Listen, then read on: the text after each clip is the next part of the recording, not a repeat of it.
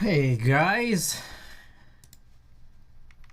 what's going on? Punkshoe, Zero, Fush, Arigato Roboto, Insty, Exploding Corn, and Thixius. Guys, thank you. Welcome. Thank you guys for the contributions. We are at 64%, 640,006. That's incredible, guys. Thank you guys and welcome. Good news apparently. A couple of things. Really good news. I guess let's start by opening up these packages. Maybe we'll go in a weird order here. Yeah, let's do it. Okie doke.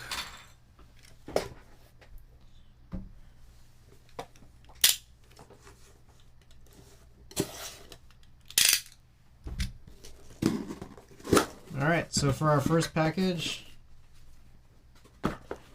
we got something probably a lot of people have been getting in. Hefty Keebs, welcome.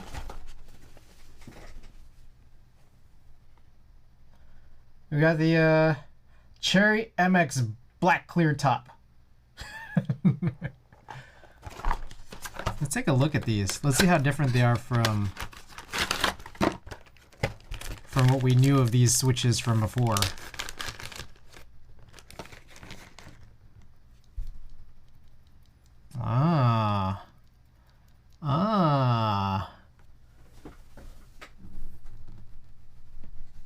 Alright, if anyone wants to see, that is the new Nixie. And if anybody wants a quick comparison,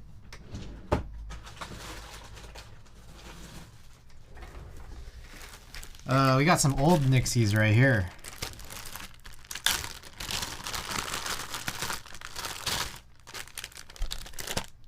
I have them separated onto different bags for some reason. Don't have a real good reason as to why. Let's see. Let me also make sure that they are.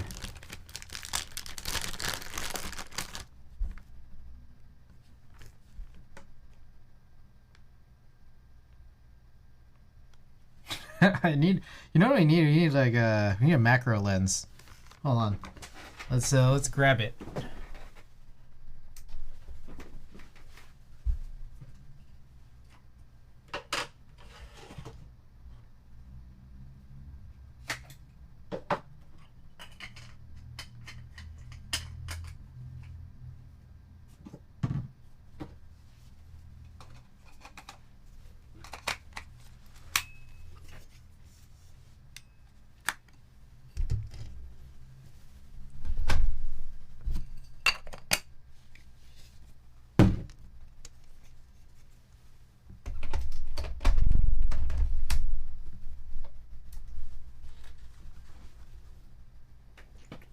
Alrighty, so if anyone wanted to see what the difference between an old Nixie and a new Nixie is, let's see if we can get this to focus.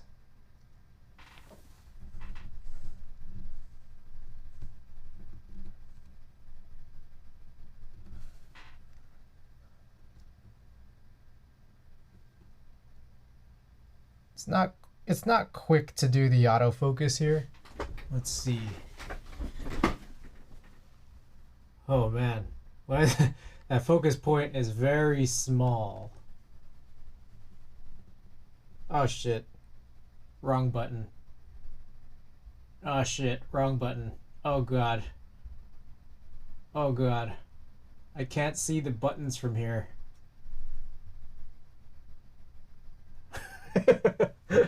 All right, let's just pretend it's fine. All right.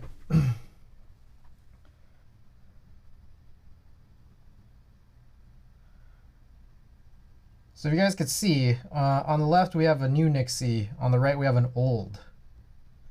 So one of the things you might be able to see right off the bat is on the right side there's a diode. in that sort of LED position. But another thing you'll quickly be able to see is that like this one's significantly more yellowed. So a little bit of a difference. Just a little bit.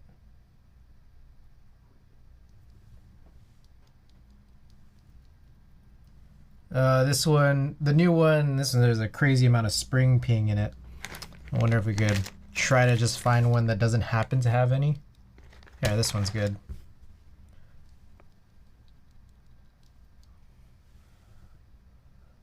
Plastic on the new Nixies cheaper? Off the bat, I can't really tell. It's just one of this is like a little bit more yellowed, and I don't know, could be anything. Could be, you know, yellowed over time, that maybe it started out like the one on the left. Or it could be, you know, like it's a potentially just a difference. I don't know. I wasn't there at the factory when this one was made, nor was I at the factory when this one was made.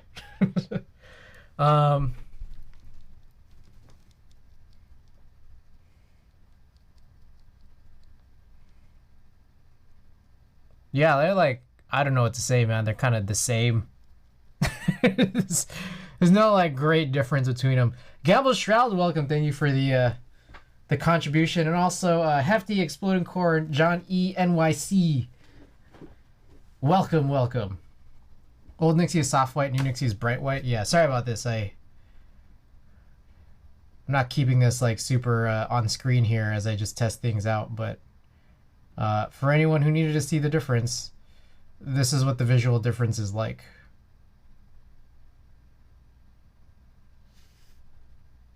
So, cool. If you guys want to hear it, maybe. I don't know if you guys care to hear it, but let's do this.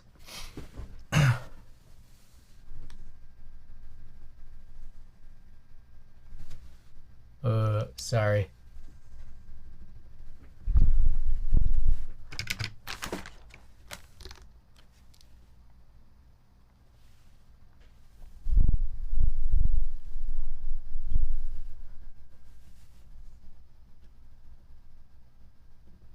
All right, this is the microphone right here.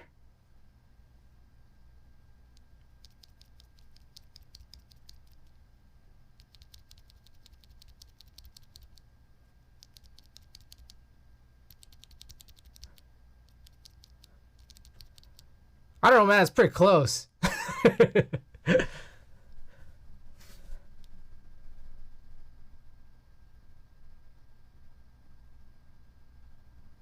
Let's get a little closer here.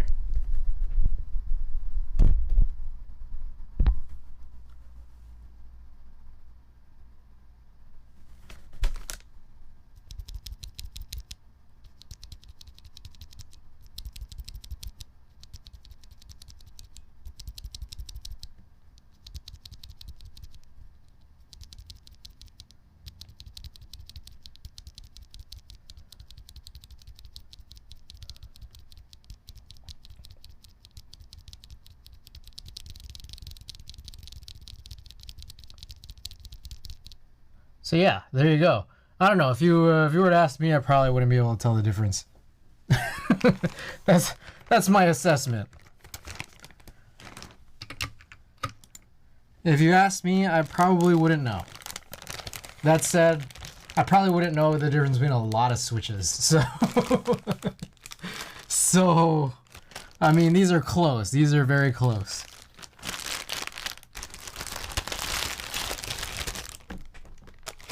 Anyways, those are the Nixies. Really curious how these would sound on board in C2, if you will. I mean, I have the old ones in a K-Mac Happy, if you care to hear it. I mean, let's face it. There's a chance that tonight's stream won't be very long, and I'm sure I've just jinxed it. So let's go grab the K-Mac Happy with the Nixies. They're tuned. We did this during the subathon.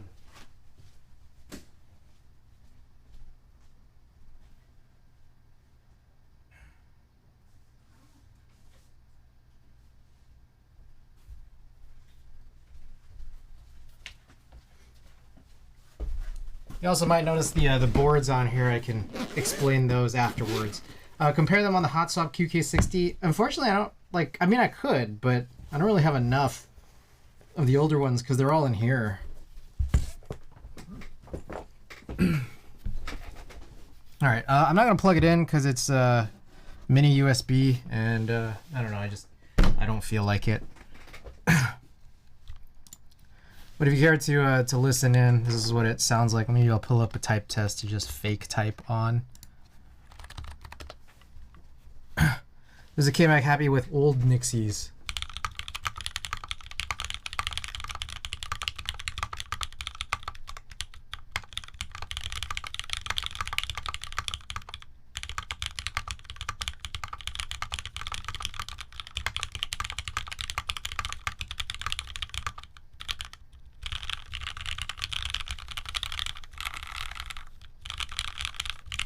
Sounds like Jeremy. Yeah, I mean, that's kind of what it is. Kind of. You know? Kill Combat, welcome back. Not bad? Yeah. No, it's a nice board. I also have brought the microphone much closer than I usually do.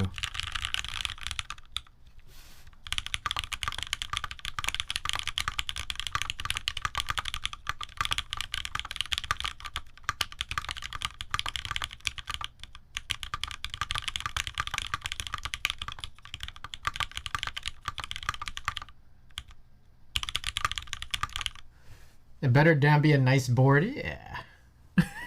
we tried here, but unfortunately, for anyone who may have tuned in the distant past when we've worked on this guy, there's some scuff on this, some big time scuff.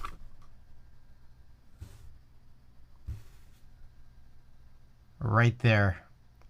And then also right there. Big time. Nice historical board, big time scuff. Ding-tastic, yep. Got CRP on here. Board that I've always wanted to be able to put together. I finally did, but you know, of course, not without its faults. Got scuffs on the case, got scuffs on the PCB. I think we had to jump on this. This has Sprit Slow 3 springs on it. So anyways, pretty cool. Pretty cool. Okay, so that's that.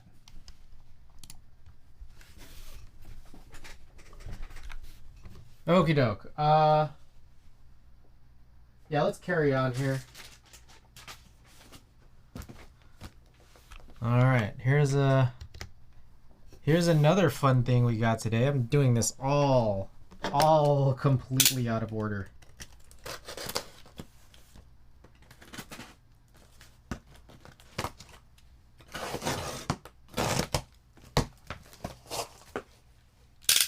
We've got an interesting board in today. What is this? I don't know what this is.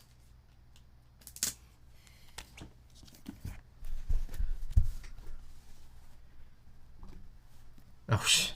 Fuck, I mean I still have this thing on. Hey yo, we got the Tetrix 60. So here's the thing.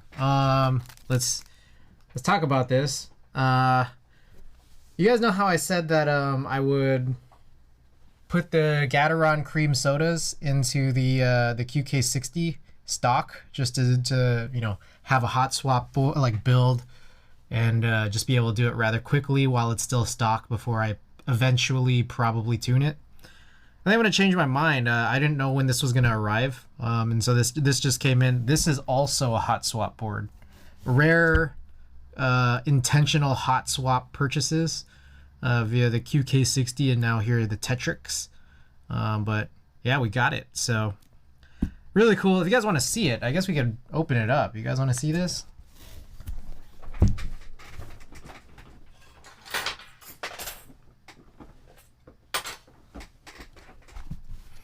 I will change this overhead back. All Hex, welcome. How's San Jose? Oh, it was good. It was funny. You missed the story time I had from yesterday. I bought some stuff. Hold on, I'm gonna change this lens back. Alex, you also literally just missed the Nixie comparisons. I just got in the new Nixies and we compared it to the old Nixies, and there's some differences in how they look, but honestly, they sound and feel kind of the same. Other than that, talking about yesterday, it was good. I bought some funny stuff, which included Dolch R5 extensions for under extras price. What else? I bought I bought this thing that people are kind of laughing about. It's $1 of polyfill, $1's worth. And then I also got a Corby. I met Tiny. Finally got a chance to meet Tiny for the first time. She's very nice. I was able to hand out some stickers while I was there. $1 worth of effort. It's worth it to me to not have more polyfill by buying polyfill in what is considered a normal saleable amount. I hear Tiny is tiny. Yeah, I guess so. I guess so. Also, I got a bunch of free pizza, and I also freaked myself out for the span of about 10 minutes because I didn't park very close, and by the time I packed up my car, I realized I left a board in the venue. So I ran all the way. SMH didn't know we had to get ticks for Guildhouse. I mean, Ginyu Scion, I actually came in late and no one checked me in. So, like, I got a ticket, like, I signed myself up, but no one, like, so I also met Minterly, and I think the table that Minterly was at was supposed to be, like, the check-in table, but I just walked through. Like, I just walked through, started looking around. But, like, the thing was, like, a lot of people, they were talking about it, like, essentially for the first round, yeah, she's probably gonna do more. For the first round of, like, ticket sales, even though, like, it was free, they didn't put a limit on how many you could, like, get. So people were getting, like, 5 tickets at a time. And the thing is that, like, well, the venue has to know how many people there are, and this is the only way that they could go off of. So it's that, like, that was kind of a mistake on the first round. So the second round, they did, like, limit 1 per email address, I guess. So that probably would have helped. But there's also the fact that, like, because it was not really a real meet, or people are, like, testing boards, you know, and just kind of hanging. Some people did, but, like, it was like, I don't know. Some people would like they came in for 30 minutes and then just left. Like, I think that's what Rumi and Starfy did. I felt that the actual meetup during the summer wasn't botched. You could say it was a mini convention. It was more like literally a swap meet. Like, that's what it was, the hot swap, the swap meet. Like, it was kind of just like I don't know, maybe like an artist's alley or something at, like, a convention or something. Like, not even a convention, but a part of the convention where people just sell stuff. And so, I mean, you could hang out, but you're also kind of getting in the way of other people. That's kind of like how I felt. Like I had this big ass backpack because I couldn't find, like, a better hard case for my my S60, which, again, I left in the venue and, like, freaked myself out. It was crazy. I just sprinted. I sprinted from my car all the way back to the venue. And I had to, like, go and explain myself to Tiny, all, like, panting and sweating after I just met her. It was stupid. Okay, anyways, I gotta open this up. Did you park at San Pedro's? I don't know what San Pedro's is. I parked at the convention center, which was probably really unnecessary because it was a Sunday. So I spent a bunch on parking. I parked really far, freaked myself out, and had to pay for it.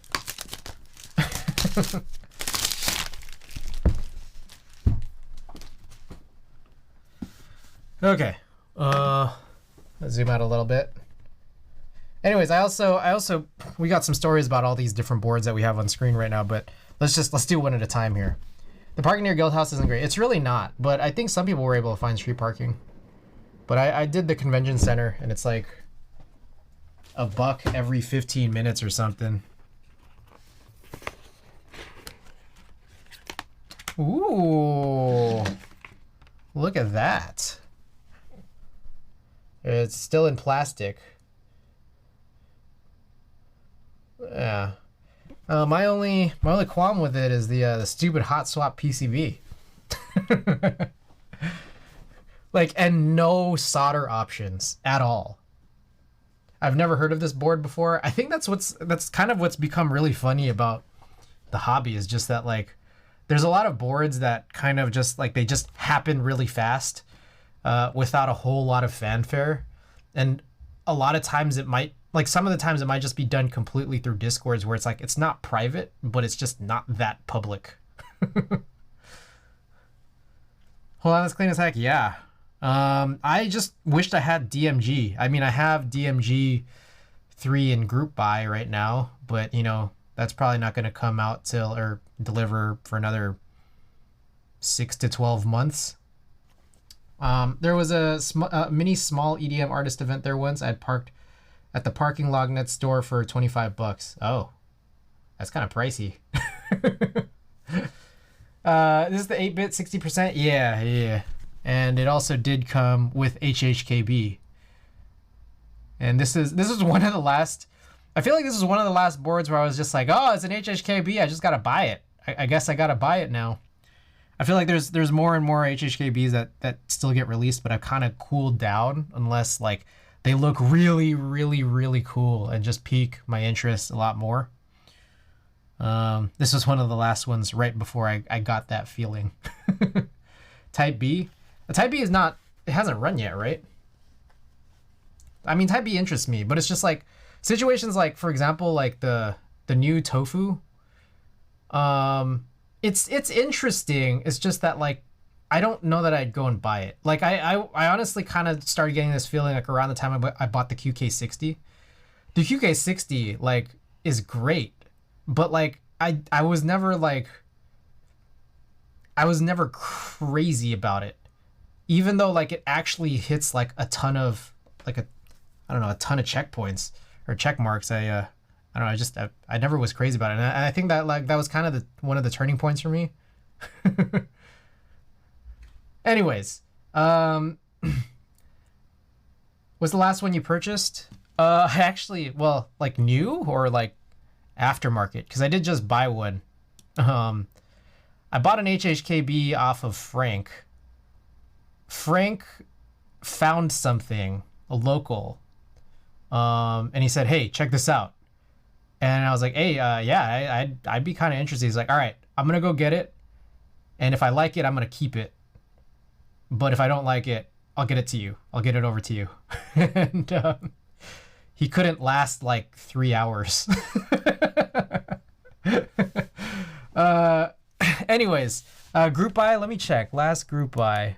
I guess it would be on my site. Let's check it out. On the way. I guess Arc 60. Arc 60 kind of. So the funny thing about the Arc 60 kind of gave me QK60 vibes, but there just seems to be so many people who love the Arc 60 and seem to love it more than the QK60. So that got me a little bit excited about it.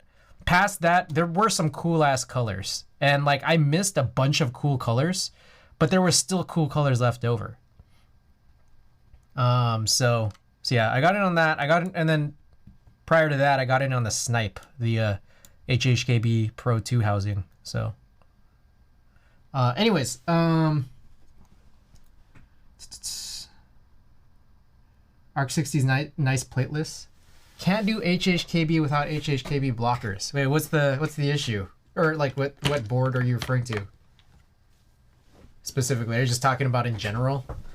Kind of like how I have this this whole anomaly here with the plate blocker. Side profile good. Oh, Gawk.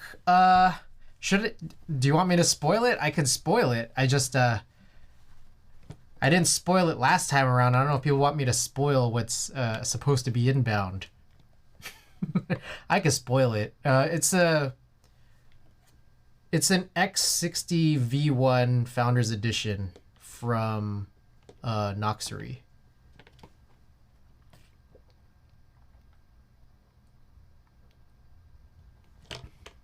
Kind of scuffed.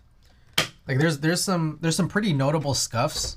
But the thing was that like I kind of tried to look around to see like what some historical sales for the X60 V1, specifically that Founders Edition one, were like, and they all seem to be scuffed. Like any that have been for sale have been scuffed. So I'm just like, and the thing was like, Frank found what appeared to be an incredible deal on it. Like even scuffed, when I was just trying to peek around, like some of those previous scales, even while scuffed, were like 50 to 100% more than what Frank found it for. So I was just like, yeah, I'll do it. Thrash and Tony, welcome. Happy New Year, by the way. You love the asymmetrical blockers. Wait, so do you not like MX HHKB where it is symmetrical? All right.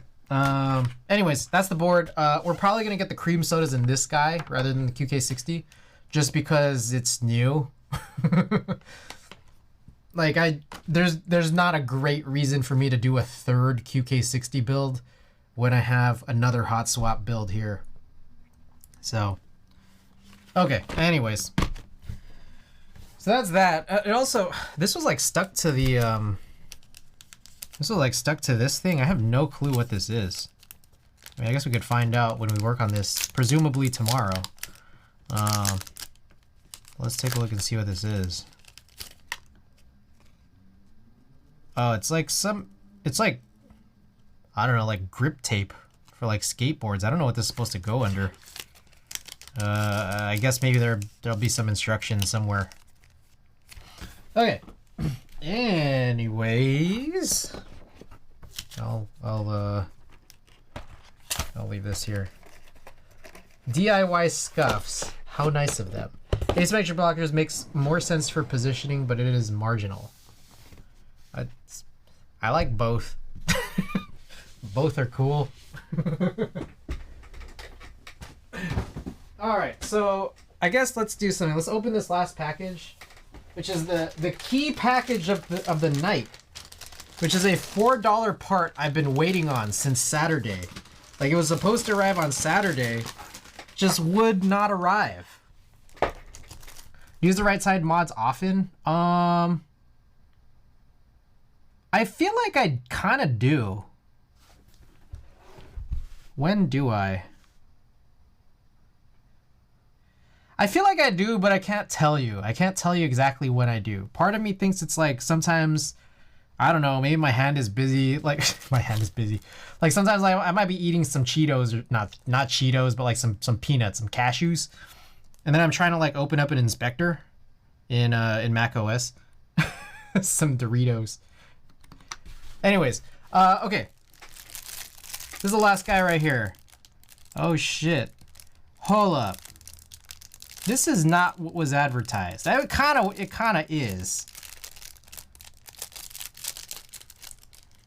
But what they had on the picture had I don't know, these housings were, I don't know, more cream colored. Option plus space opens up Alfred from you. Oh yeah, there's also yeah, the little, that search thingy. I don't know the names of any of these things. The spotlight thing. Okay.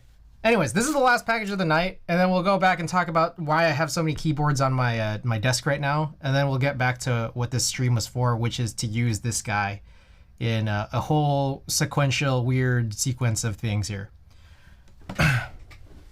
Okay.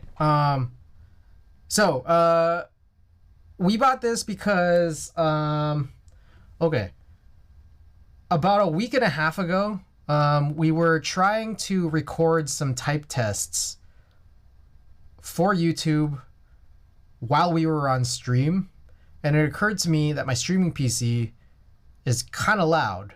And I realized I think a big bulk of the sound that comes from the streaming PC is a PCIe capture card that has 4 inputs and is really, really, really good, except for the fact that there's an attached fan that goes at 100%, and it's really small, and it's just loud. I found some YouTube video of this guy who basically, like, the fan itself is connected directly to the capture card and is like otherwise uncontrollable. So there was this mod that this guy did where he like unplugged this, it's a 1.25 millimeter JST 2-pin cable, and then basically adapted it to use a standard like fan connector so that he could put it on a header on his motherboard and then control it via like voltage on the BIOS, because it is only like 2-pin basically. It only like runs on like via voltage. So I bought all the things that they kind of just mentioned I guess you would need. It's just some heat shrink, like I guess an extension cord for that JST so you don't have to modify the JST itself. And then this guy right here, which is just a 2-wire yet 3-pin fan header that I guess I'm gonna probably have to rip off somewhere, and then essentially solder it and heat shrink it to this to make the adapter.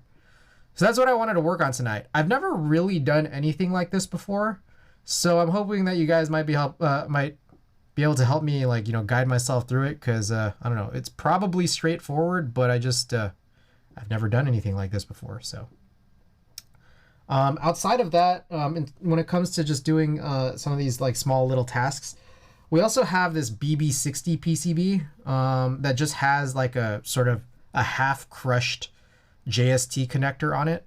It shipped, and I guess like it just got kind of crushed in transit or something. I have a bunch of those like extra connectors, so I just wanted to replace it. It still works even though it's like half crushed, but I think just cosmetically, and I guess also to just make me feel a little bit better, I kind of just want to replace it. So wait a second. Oh, sorry, I thought there was a raid. Bitter Seeds, welcome. It is pretty straightforward. I do be here. How things? Bitter Seeds, thank you so much for the contribution. Was there any other contributions that I missed here? Let's see. How good are keyboards? Did I hydrate already? I guess I'll hydrate again. Can never hydrate too often. Just trying to be funny. Well, welcome. Welcome, Bitter Seeds. Appreciate having you here. Okie doke. Before we get back to that, let's talk about these boards. Number one, we built this board last night. I love how it sounds, and running those monkey type tests was great. But the thing is that like it sucks ass otherwise. I don't have stabilizers on these two keys. I used to be able to like try to get away with not using stabilizers on these two keys for keycaps that don't have like those MX mounts, stems, because this is Matthias clicky switches, which are kind of like an Alps clone, and these are Matthias keycaps, which don't have the MX stems on them for the stabilized keys. So I used to try to get away with it, and I used to be good at it, but for some reason, I don't know if it's because of it or maybe it's a bad switch, but like the shift just wouldn't register frequently enough. So I just ended up you guys saw me last night. I just ended up malding like crazy when we were playing Typing Tutor 5's Letter Invaders minigame. I was screaming, man. That was bad. So I was like, fuck that. So I opted not to use this, but what did end up happening was I was getting messages. You missed all of it. I mean, the VOD is up. If you want to hear me go and scream, feel free to go ahead watch some of that VOD. Feel free anytime. Anyways, I have this Matrix Falcon, which we were 5 streams, and there was still some insanity behind it, right? But as late as yesterday during the stream, I was getting messages from Astro, who I guess is the Vile guy. I'm not sure if he's the Vile guy or if he's a guy who worked on you know, a bunch of EC stuff. But he's a guy who had some background at least with some of this Matrix stuff, including the Falcon. Astro's the PCB designer. Okay, so I got into contact with Astro, and we were like doing a little bit of a back and forth.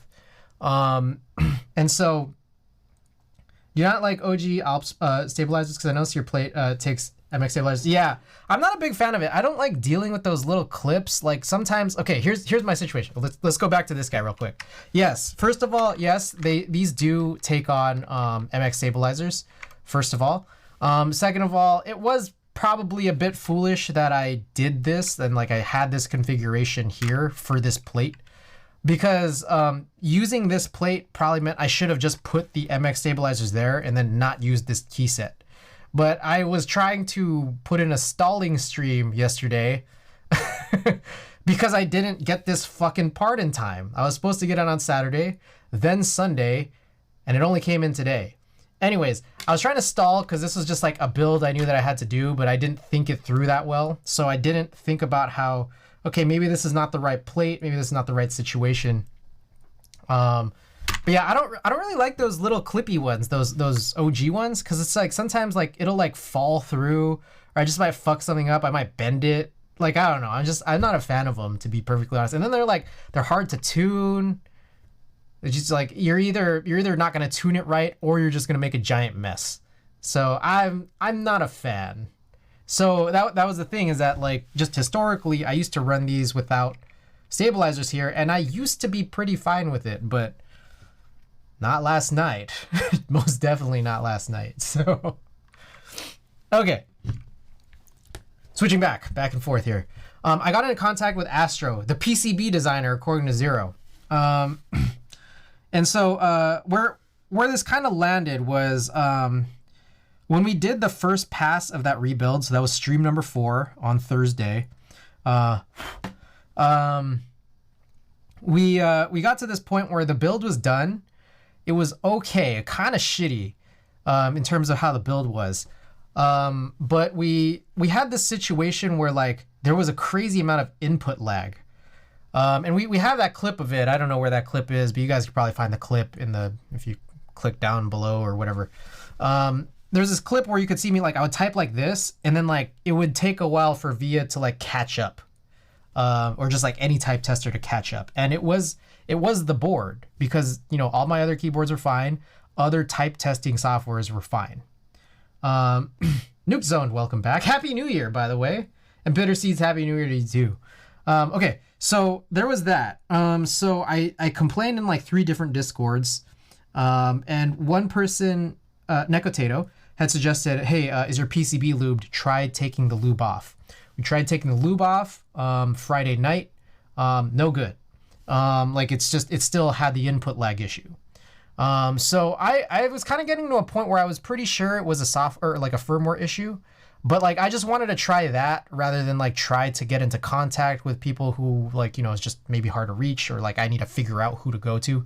It's just easier because like, you know, I like streaming, might as well just try the thing that I can physically do rather than try to connect to people. Meanwhile, I was also still waiting on responses in the Discords I complained in. So, you know, I went through and did that. I streamed last night working on this board. And then during the stream, I got responses back from Astro. I think it was both maybe Saturday and Sunday, where he sent over a firmware. Now, here's the thing about the firmware for the Falcon. It's a little bit interesting.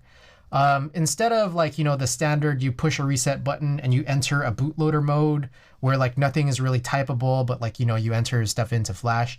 What instead happens is what you do is you hold down escape, you plug this guy in. Your keyboard now ends up showing up as a drive.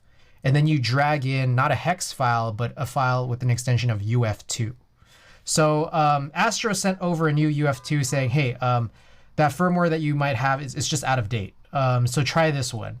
So we tried it. And the thing was that like, yes, the input lag was gone, but the keyboard was pretty much unusable unless you typed in with all the force like you possibly could type with. So you basically had to press every key as hard as you possibly could. And then you could see it like in your type testers that like, you know, there's no more input lag, but you have to type like a, I don't know, like an ape. I don't know. Like, you gotta type with like Olympian finger strength, basically. So I went back and re-complained like, hey, like, what do you do here? And so meanwhile, I was talking with Astro, and in a different Discord, I was also talking to Sip a lot. So Sip suggested like, hey, let's try to find the source code. Like I'll ask around, but you know, concurrently I was separately talking to Astro, and he actually sent more. Like he sent another UF2 where it was supposed to be like lighter. And so I would type around and I realized this is pretty good, except for like 10 random keys would just not register as well as the other 50.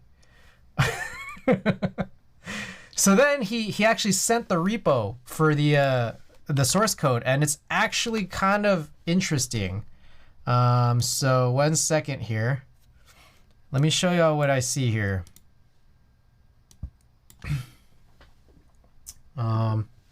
He sent this over. And what he pointed to was, he specifically pointed to this file here where apparently very recently, there's a configuration made for like electrocapacitance, like low and high thresholds, that you just manually adjust. And apparently this was higher than it was before. And he lowered it a little bit. And that's why I got a better but not perfect firmware where 10 keys were not as good as the others. So I told him, and he was just like, well, it's fine for me. And I'm like, okay, well, it's not for me. So this is where, like, you know, that background that Punkshoe had provided was helpful, because he kind of mentioned that, like, yeah, for NIS PCBs, there's these like calibration tools. And I'm guessing that that's kind of what equates to this guy.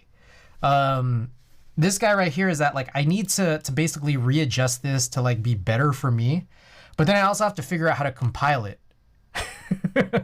So then I go here, I try to figure out how to compile it. I'm just like, what do I do? Is this like compiling a firmware for anything else TMK based?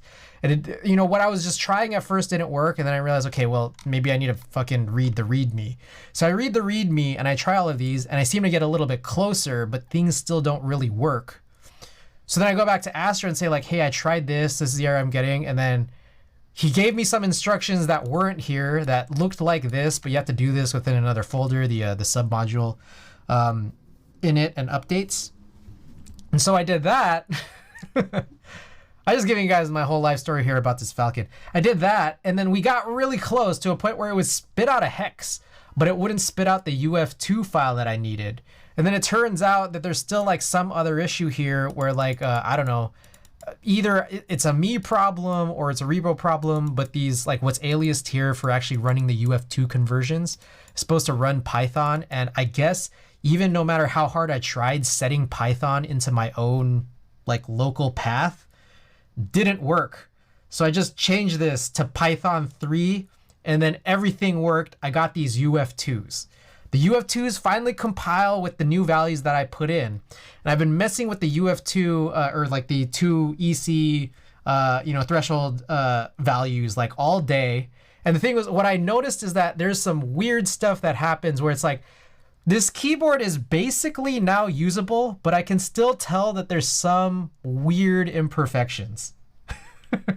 There's some weird imperfections. It's basically usable now. So check this out. Let me see here. 1 second. Gotta get Vile open, but I also want to get a text editor open. So let's do like text edit. New document. All right, here we go. Check this out, guys. So if you go into the matrix tester now, it looks pretty good. Like you can see that like this corresponds and like responds to me the way that I expect it to. No more input lag, no more missing keys, no ghost presses. So everything to me seems pretty good, right? But when I actually start typing, like there's these dead periods that, oh shit, y'all can't see this. There's these like dead periods that kind of just happen intermittently. And these don't seem to happen with any other board. And part of me thinks that this is still a firmware issue, but there's another part of me that thinks that this also could be sort of like hindered by Mac OS and what Mac OS is doing in terms of, like, you know, for example, trying to help you get to special characters. I don't know. It's kind of weird. Okay, so you're saying it's a firmware issue. But the thing was that, like, I was trying everything. Like, I was trying different values because you apparently have to put in 2 values, not 1. I was trying different combinations, like low, high, low, low, high, high. Like, I was trying different combinations, and like, this seems to be the best combination so far, and there's still kind of an issue. But there's also the fact that there's no fewer than 1 billion other values I could potentially adjust in here. And I don't know. I was trying a couple of these other ones. Yeah, in the develop branch. I was trying a couple of these other ones, like this discharge and this, you know, the wait pre, wait post. I was trying a few things here, and I still wasn't getting something perfect.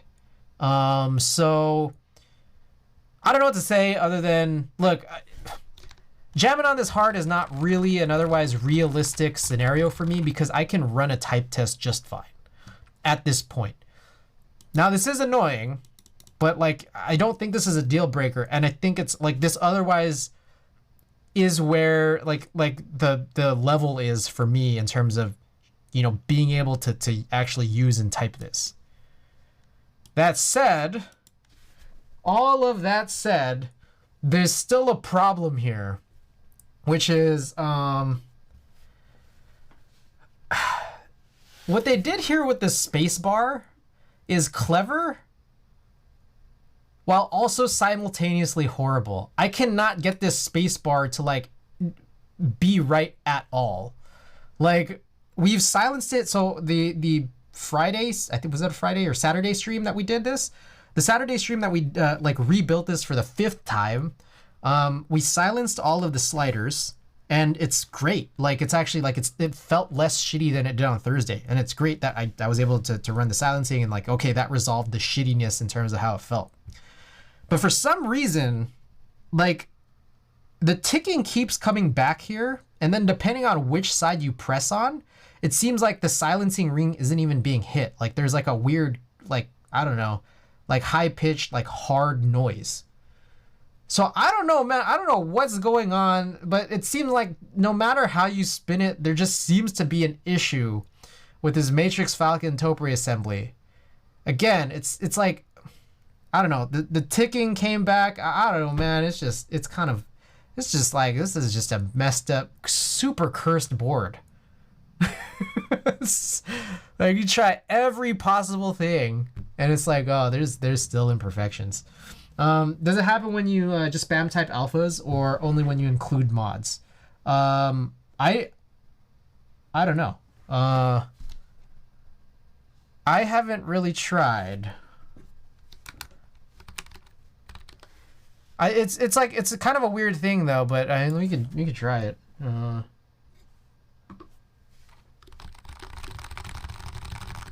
Yeah, there's still, like, if I hold down shift, for example, it's still kind of giving me the pauses. How nice to make, oh yeah, for sure. Dude, that was super helpful for us to get to this point is like awesome, because again, it's usable, but like we got some issues. Capu, hello world. Yes, it's faster. You just missed the entire story about how I got helped. I got helped with the Falcon by Astro, the PCB designer himself, to get to a point where this is usable.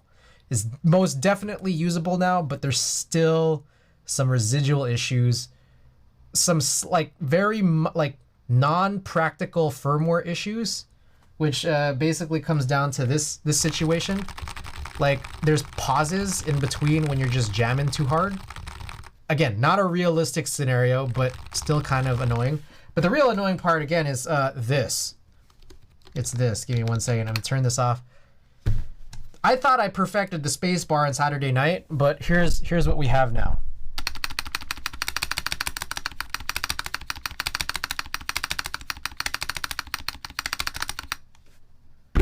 So,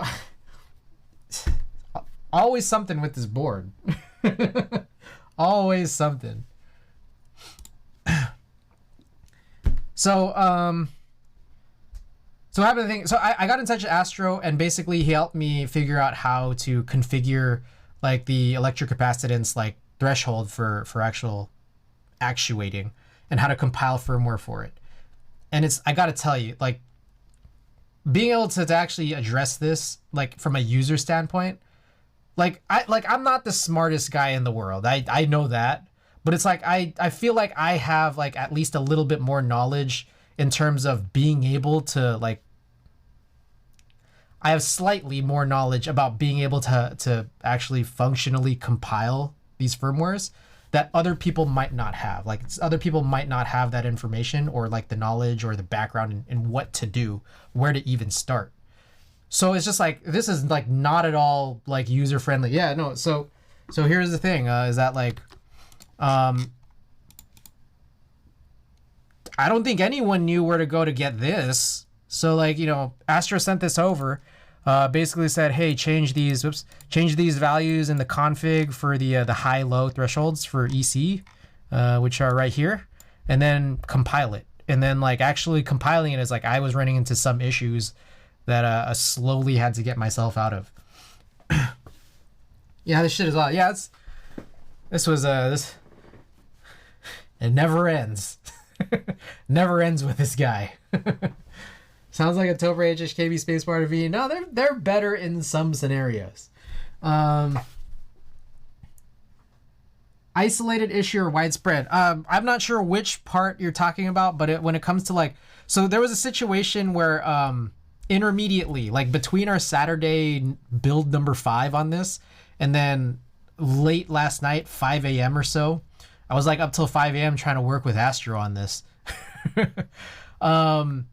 There were a number of weird issues, but one of them specifically for me was one of the early firmwares that Astro sent like Saturday night ish, like was mostly good, but like 10 keys were not actuating as well as the other 50. Yeah. The lag, the input lag issue was resolved by the first firmware he sent me directly, but then it just introduced like other problems, and I think it kind of exposed problems here. Like what I'm gonna guess is that there's like 10 there's 10 keys, like 10 random keys. I think it's like 1 4 A, X, I think B, and then like the pipe key. There's like 10 keys that seem to be like less sensitive to presses than others. I have no idea why. It could be the springs. It could be anything. It could be the PCB. I was separately talking to Sip. Sip had mentioned that like, hey, this could be an issue with open top domes, because open top domes, like basically there's less of a connection made, I think, because you're not smashing down on a dome that smashes down on the spring, to actually, you know, make capacitance with the PCB. That's kind of, I think that was kind of the message I was trying to get. That's not exactly what Sip said, but that's kind of the message that I was understanding or processing. I'm using BKE heavies. BKE heavies, my favorite domes to this point, but they are open tops. Yeah. So I don't know. It's just a weird thing, man. It's a weird board. Jason 7 of 9 Silhouette. Thank you guys. Welcome. Happy New Year, and thanks for the contributions. We're doing real good on this challenge here. 65%. Okie doke. So yeah, that's the situation with these two boards. Finally, to the very last point, I brought this board out at the start of stream. This is my KMac Happy with old Nixies. And the reason why we brought this out was because we just got in the new Nixies. I was doing some in-hand comparison of the two switches. You could tell what the visual differences are, but like they're, in my head, they're very close. Like the two switches when it comes to sound and feel, like they're kind of like, to me as a guy whose sensory perception is really unsophisticated, they're kind of indistinguishable. And so I ended up bringing this out because this is the board that I do have like Nixies built into. and I think some people wanted to hear it. So if you guys want, I can type on this. It's just I'm not going to type on a real test because I don't have it plugged in.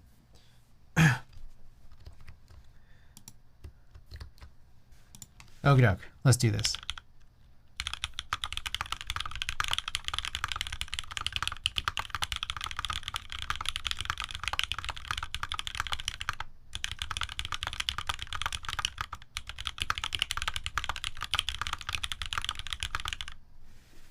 So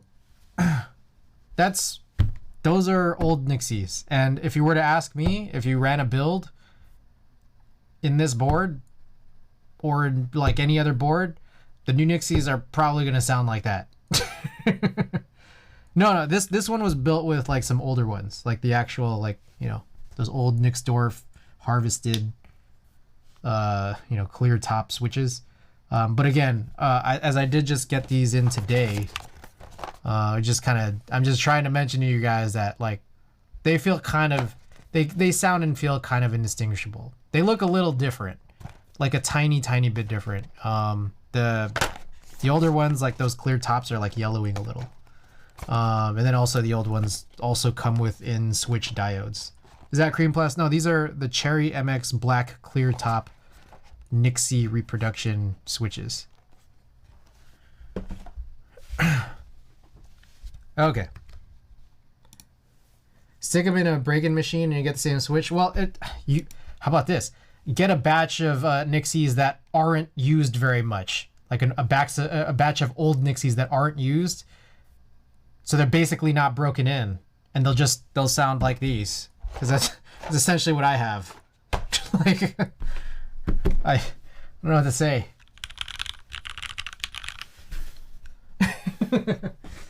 I mean, like, I don't know. I've never really cared about like breaking in, so like to me it's not a big deal. All right, let's do this thing. Ron Hill 22, thanks for the follow. Huge brain. Let's get started on this little project of ours. Yeah, we got a project here.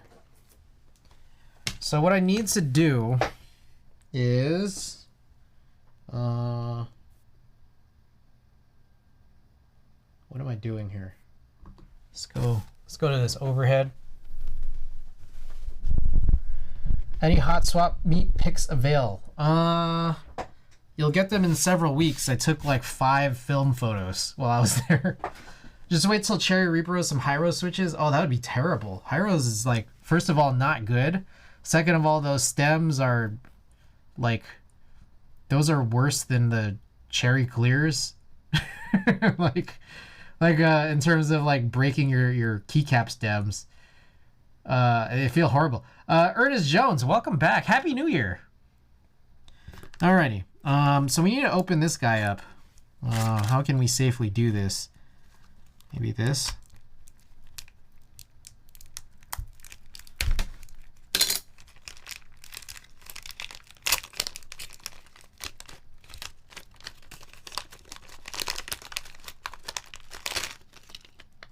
Okay, so here's a bunch of these dumb things.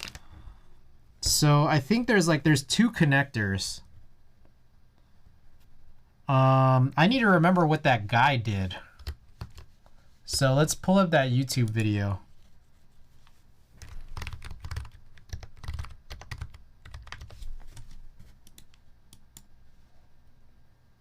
So I'm gonna keep it on mute. Let's take a look. We're doing the fan thing.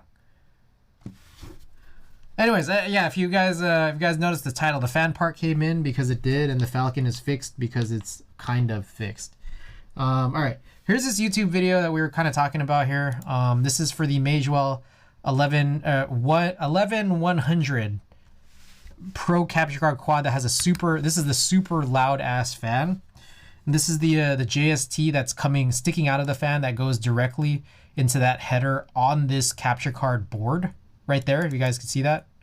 So what this guy did was he took this guy, which looks like it's this extension portion right here. Okay, so this is what I'll need, and then maybe, I don't know, I could sort these out. in terms of the ones that I could use in case I fuck anything up.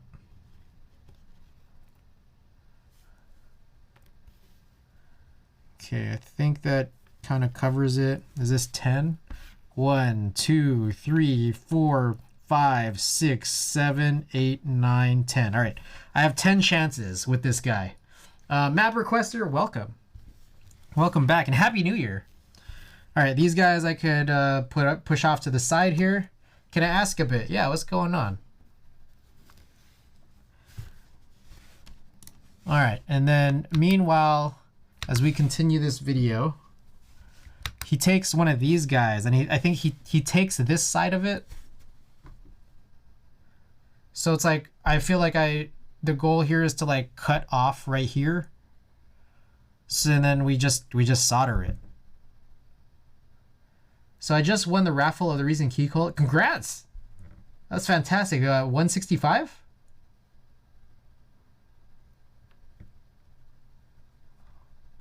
Yeah, what's your question? I have very, very little of experience with key cults, and less so with anything that's not a 60%. So, but ask away.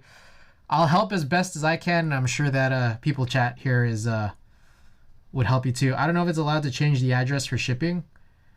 I don't know. I'm not 100% sure. I would say if you have extenuating circumstances, like reach out to them.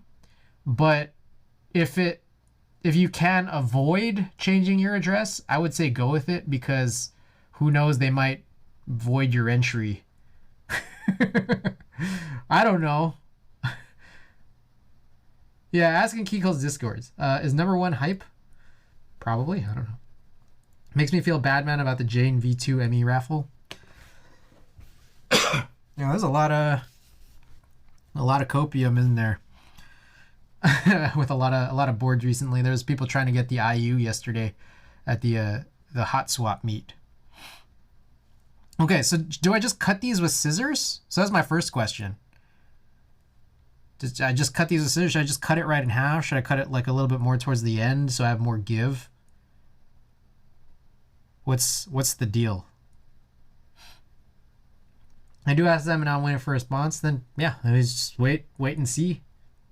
I think it'll otherwise be fine, unless if there's some deadline. Wire cutter. I got a wire cutter. All right, where should I cut? Where should I cut? I mean, I guess I need some, so not on this side. So should I cut halfway or longer?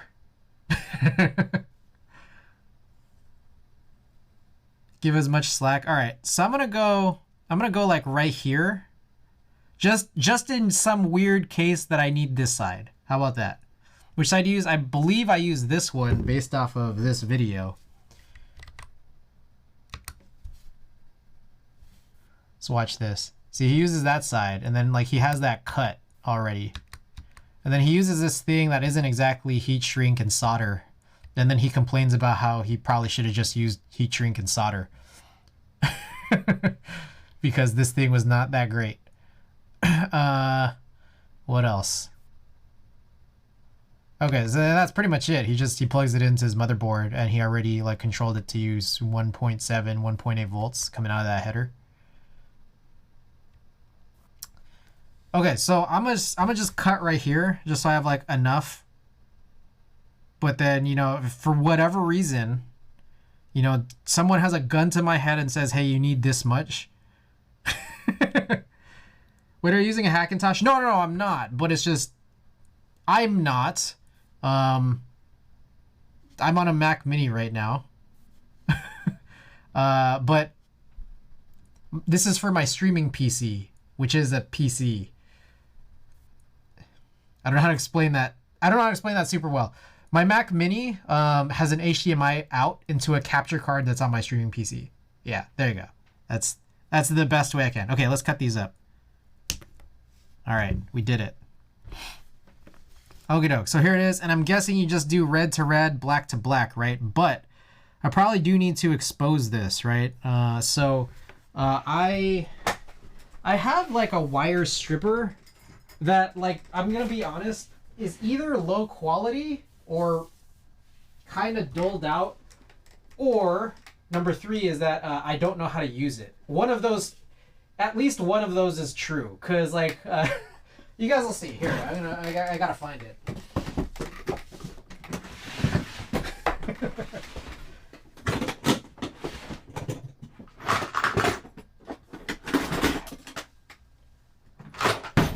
You got it? All right. This is our wire stripper. Is it? Oh yeah, here it is. Hi, check the... Oh! PC Loader, welcome back! Happy New Year, dude! Oh, it's been so long. Welcome back. Happy New Year. Check the polarity of the red and black on the fan connectors. Sometimes it's reversed. How does one perform that check? Also, by the way, welcome back, man. It's good to hear from you. Hey, one time for PC Load Letter, guys. He helped us build that the Vero from earlier this month. Look at the actual fan. Okay, so I can't look at it physically right now. Well, I can, but through the glass, because the fan I'm using is what's allowing me to stream right now. So I would lose access to talking to you guys if the stream just has to end. So let's try looking at it on this guy. Like, I don't know if there's enough detail here. Sorry, I haven't been able to stay up late lately. Yeah, I recognize this is a me problem. I stream way too late. Okay.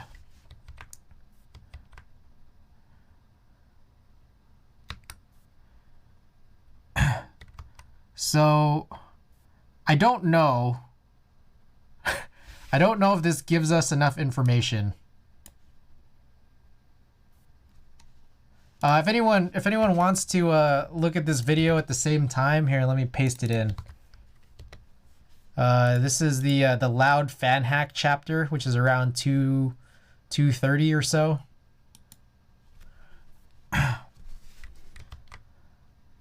So you're right, because there's now a lot of points of potential failure, right?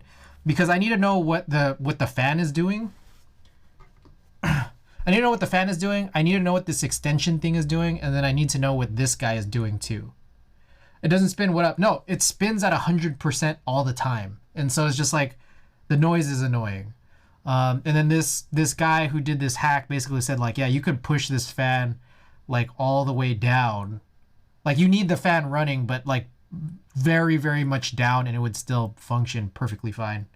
So the fact that you can't currently control it because it's just like it's uncontrollable being connected to, you know, the board on the card. Yeah, like trying to port this over to a fan header that you can control through the motherboard or the BIOS is probably, it's the option that I would like to use. What the heck is going on with my music here?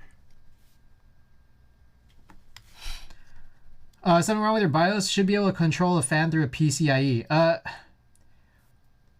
The fan is connected to the card itself, which is connected through PCIe. It's a capture card. Yeah. It's also not PWM. Klexus, welcome back, by the way, and Happy New Year.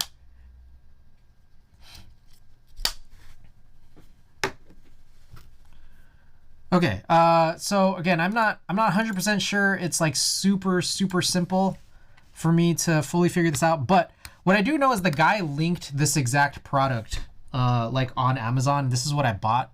So I'm gonna guess that this part of it, this half of it is fine. So I think the real thing worth looking at is whether or not this part of it is fine. So maybe just make sure black and red line up when you use it. Okay, maybe the one legitimate thing I need to look at is this guy. That his is brown on this, not this guy. Oh, y'all can't see this, fuck. This guy on his is brown, so I gotta like look. It looks like it matches. I gotta make sure red and black line up. So I think we're good. I just know if it's backwards, then the fan will die. Yeah, that's the part that freaks me out, to be honest, is that like I might kill this, whether things get mixed up or if I just fuck something up otherwise. Okay.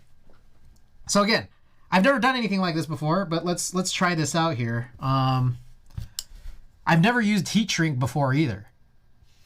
Just slap a Noctu on it. It's tiny. It's like this big. I don't know how to like really put it on. 3-pin PC fan side is pretty standard. Okay, got it. Alrighty, so I'm gonna strip this, despite the fact that I don't really know. Did I just? All right, that kind of worked. I don't even like have like a real stopper on this, I don't think. All right, I think it's exposed now.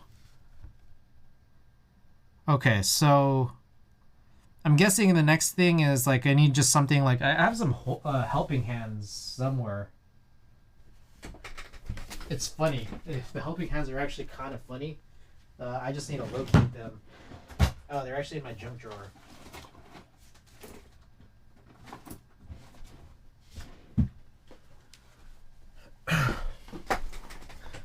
The middle of the three. The middle of the three should be red. Yeah. Middle of the three is red. And then like if I'm looking at the connector, the left one is black. Did you verify that your motherboard has DC voltage control fan headers? I don't know how to answer that well, because like I'm making a big assumption from the fact that like I can go in the BIOS and like look at the fan header, and it looks like there's a thing that said like 8V, and I can drag a slider down that takes it down to 1.8V, which is what the guy said he used in this video. That's like my best guess. Okay, all right, cool, that's good then. All right, let's see. Zip ties. Oh, for the Noctua. Let's see. Jankier the better. What about resistor? Is that also work? I imagine it would, but like I know less about what to do in that respect. So you know, I'm just following what this guy in this video is doing. Okay. Yeah, the MacGyver thing continue. Yeah, hell yeah. Okay. All right. So here's these helping hands. It's what's funny about it is I bought it a long time ago, and there used to be a magnifying glass attached to it. But first of all, the thing that had the glass, the lens popped out. And then I think at some point I got annoyed by the fact that there was a giant circular thing, and I guess I took it off. So now it's just helping hands with no, like it's not supposed to look like this. And I think that's what I find funny about it. Okay, anyways, let's try and figure out how to do this. So is it safe using these like little alligator clips or whatever? Just like put it on this guy. I tossed the magnifier on my helping hands. Okay. So, all right. So this is not abnormal. I didn't know if it was abnormal or not, but from the sounds of it, it's fine. Usually oh, well, I shouldn't have done this. To avoid it biting into the wire. Okay, so I've never used heat shrink before, but I do have this heat shrink kit, and you guys want to teach me how to use it? I guess I can finally make use of my lighter collection. I have a lighter collection. I never use them.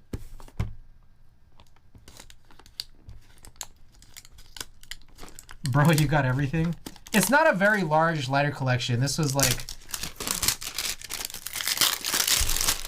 I have a Zippo collection. I only use one. You guys want to see my lighter collection? I can show you guys my lighters. All right, let's diverge a little bit here and just show my lighter collection real quick.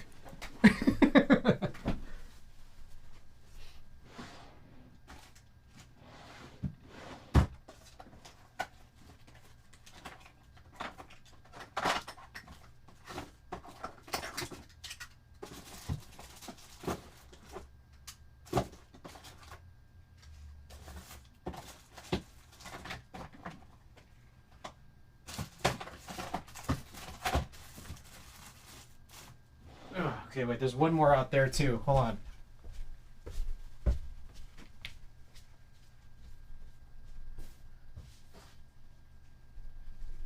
Alright, I got a bunch of lighters in my hands. I think these are all of them, but I'm not 100% sure. Okay, so this first one I found in my couch. Someone dropped a lighter in my couch. So I probably got to return that at some point. Alright, so here's my Bics. I got a few Bics here. This one's Dreamville. You know, J. Cole's whole situation. J. Cole, JID, all them. This one's from the Nobody Safe Tour, Future, if you guys like Future. The King of Atlanta. Here's a Golf Wing, Tyler. Alright, and then we got a bunch of these other lighters here. No longer moving past the Bics. This is one of the first lighters I bought. It's like an iridescent Supreme Zippo. Here's a Bape lighter I got when I was in Japan. Here's another Supreme. I don't even know, some kind of diamond. This one's not a Zippo. I don't know exactly what it is. Subota Pearl Hard Edge Lighter. I haven't unboxed that. Have millions of the red ones. I see. And here's another Supreme one. I don't even know what this is, to be honest.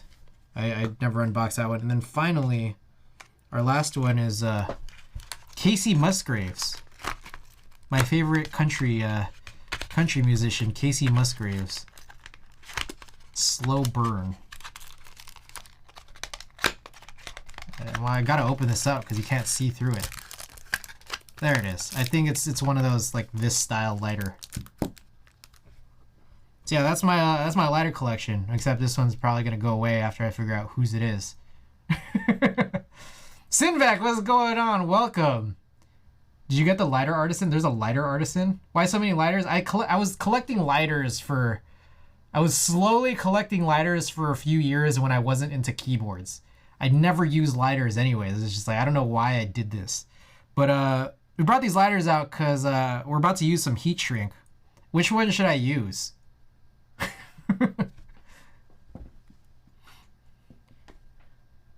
Because fire is badass.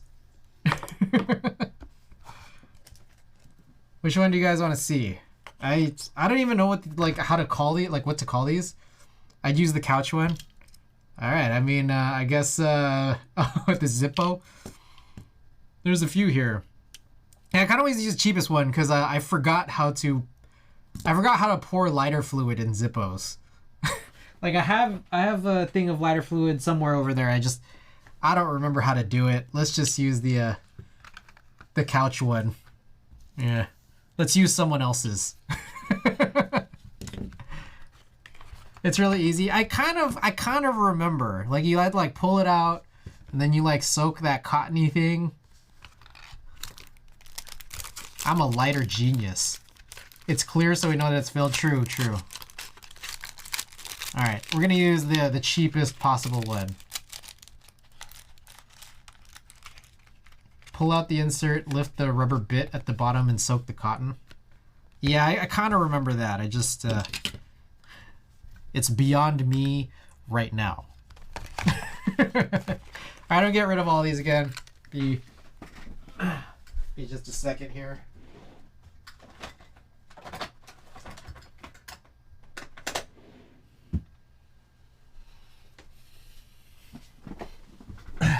Whether the flint is good is another story. Ah, that's true. There's a whole lot to it, right? Okie doke. Okay, so what PC Load Letter has mentioned is that we want to put some heat shrink on basically all parts of the wire. So I'm guessing I got to cut this up first, right? You have that friend who like to take the lighter with them after they borrow it from you? It's never really happened because it's just I don't even bring these lighters around. They just sit in a drawer. All right, so I guess I cut this. How much do I cut? So PC Love Letter has suggested try protecting these with some heat shrink before you put them on the alligator clips. Or should I put the heat shrink on the alligator clips? Is that a better idea? Ah, okay. 2-1, Happy New Year. So I'll just cut it. Do I use wire cutters again? Where did I put anything? Where? Put the heat shrink on the clamps, but the wires will need heat shrink as well. Got it. Okay, so like, do I just cut like this much? I think I should probably use scissors.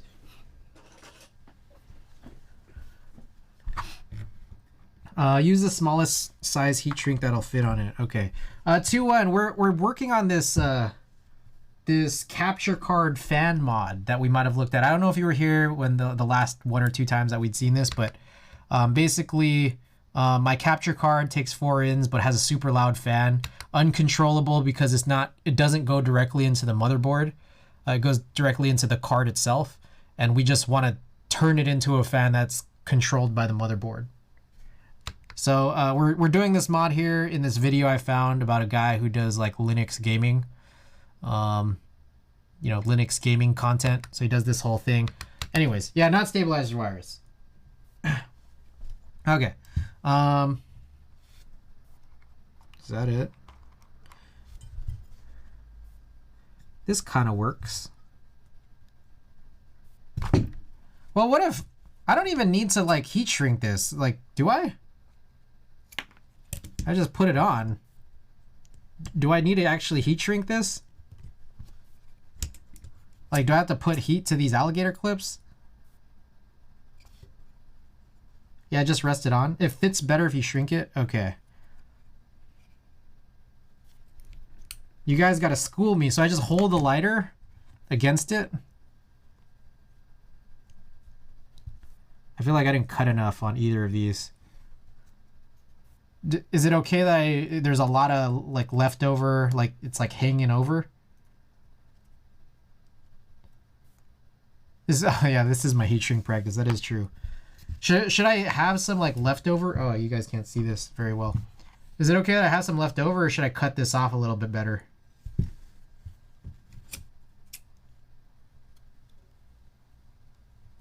Oh shit. Trim it a bit? Okay. What the fuck? I just cut a little piece, didn't I? I don't know where it went. Fucking...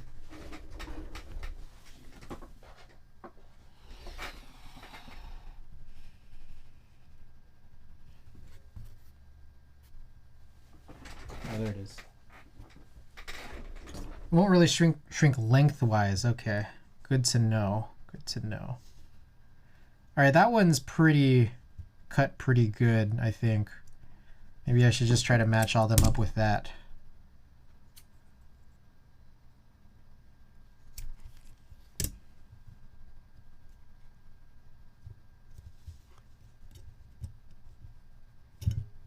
This thing just pops out really easily.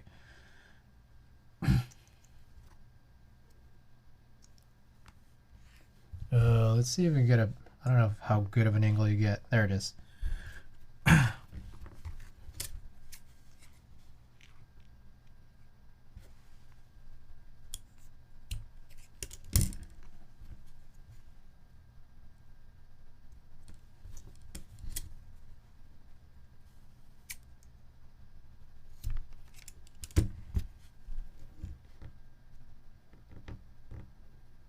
Okay. So then from here, we're just gonna play with fire now. All right, so what's the move? Like, do I wear gloves? Like, do I just hold it like and just try to be really careful? Should I use some? I'm guessing I need to like spread them apart, right? Like I shouldn't try to heat shrink it while it's like it's clipped. Like what do I do? School me. I got no clue what I'm doing. Just pass through the flame back and forth until it shrinks as much as you like. Okay. A bit above the flame. Fuck, how do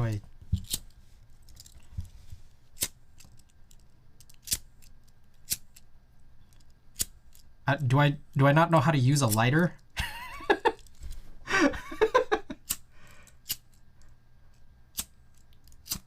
There we go.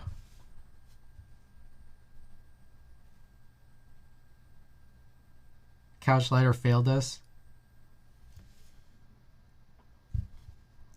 You guys, you don't have a hair dryer? It's slower but less likely to fuck up. I do, actually. Should I just get that? I feel like...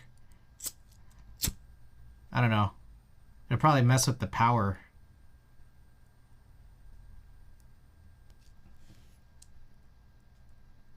Is that it? Should I do more? Hair dryer would take a long while? Yeah. How much more should I do?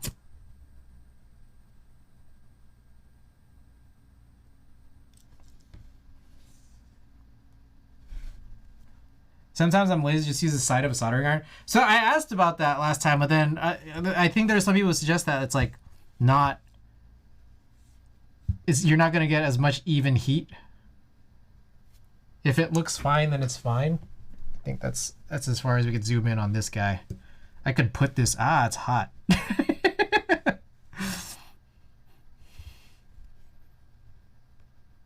It looks like I kind of melted it a little.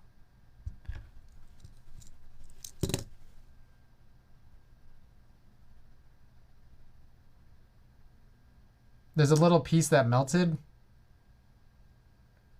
Or I don't know, maybe just tore. Is that fine? The flame does... Oh, it doesn't need a touch. Okay. All right, that is a helpful tidbit. All right, this one is just easy to pull off. Maybe I'll just do something like this.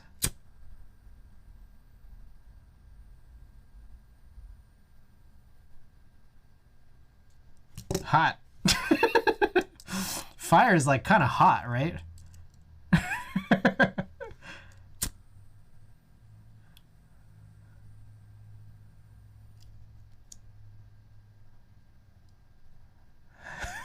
Fire hot. Ooh. Don't hold it in one place too long. Okay.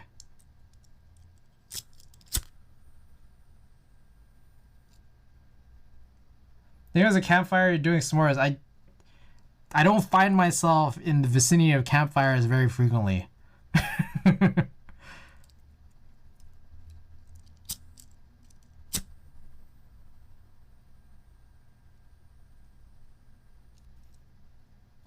The insulation on the wire will probably melt before the heat shrink.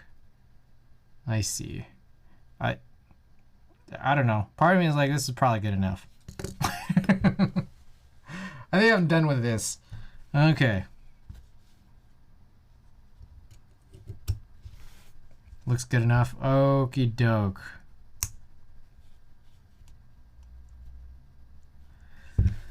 All right, I'm gonna go. We have a couple of things. There's like another soldering task after, so I'm gonna go grab a beater mat right behind me. And then also set up the iron. Beater mat. Here it is.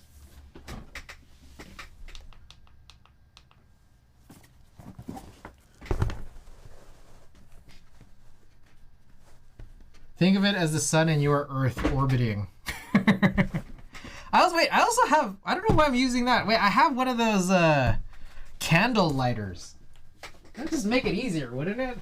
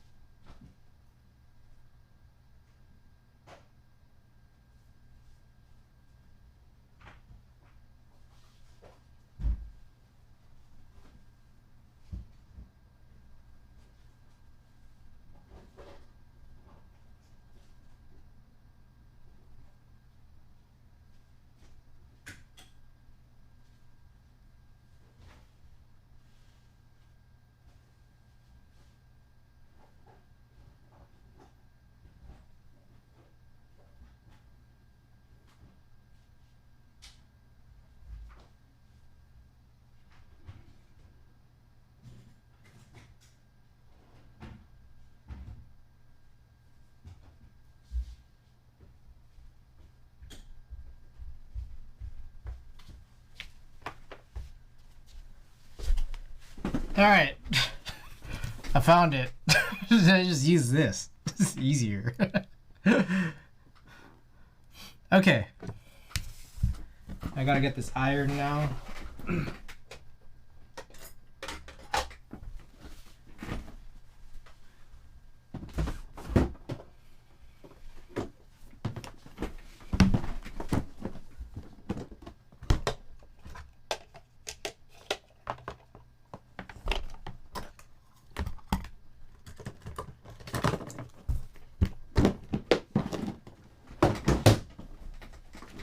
Open a window here.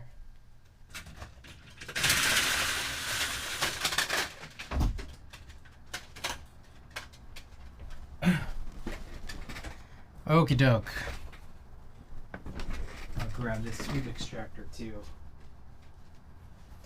I need to replace this filter. It's been a long while.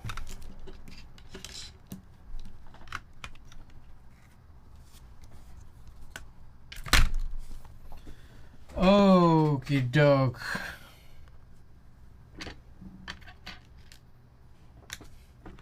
All right. So one issue is I lost the thing. Here it is. All right.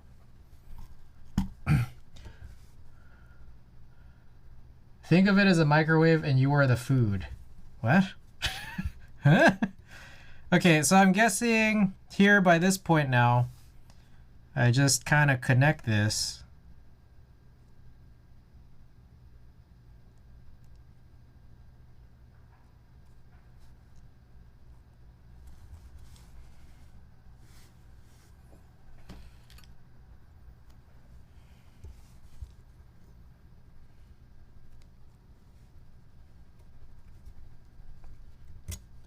Don't forget to add your issue. Oh yeah, that's right, that's right.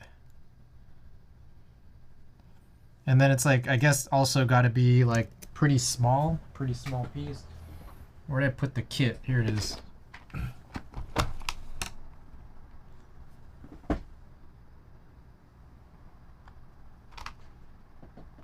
So the smallest possible one is still pretty thick.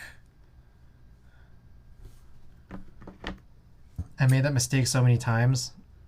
How much should I cut? It's like pretty small. Is that like this much? Is that too much?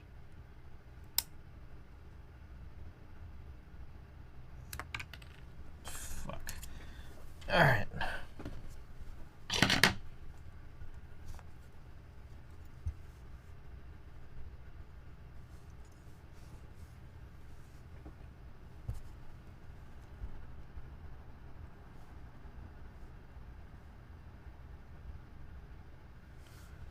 Maybe an inch, depends on how much you're overlapping. It's like they're really small.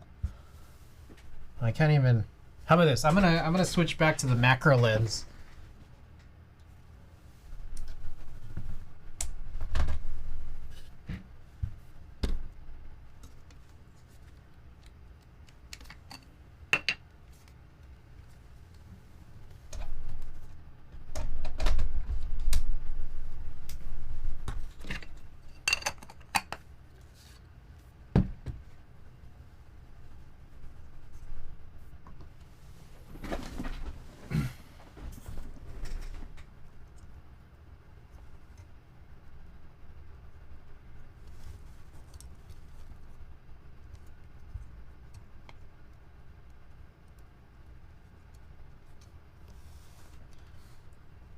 Kind of do it like in the video. All right, let me open this video.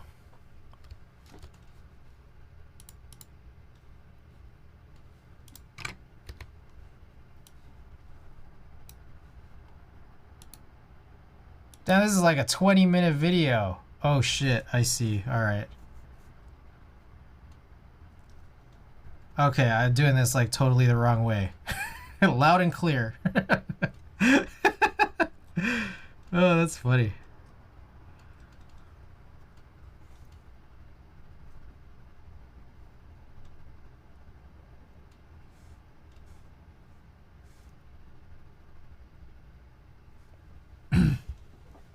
He shows different methods. The first one is the simplest.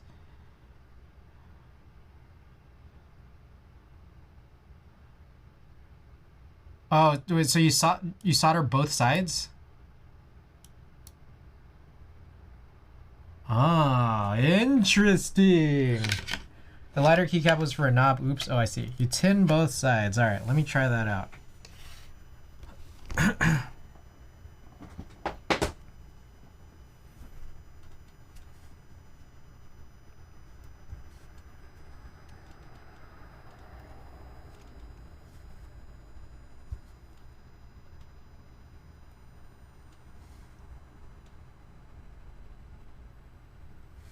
Because they're a fan of Matrix, I saw they're doing a Year of the Rabbit 60. Is it an HHKB? And how different is it from the Falcon? I'm a fan of the Matrix, just not that taupe ray Falcon. Okay, so also I realize I'm not even showing the video here, but I see it. I do see it. 60? It's not the strongest bond, but you don't really need strength here. Is the Toby Falcon still being annoying? Oh, hex! Oh, you missed it. It's like... It's... At this stage, it is a usable keyboard, but there's like still 2 problems with it. There's 2 problems, but it's usable now. One problem is... There's pauses when you jam letters too quickly, which only really shows up during like, you know, you're just kind of testing the board when you're doing, you know? And then the other problem is that the spacebar sucks ass. Like the spacebar just always like regresses after you like tune it, like within like less than a day.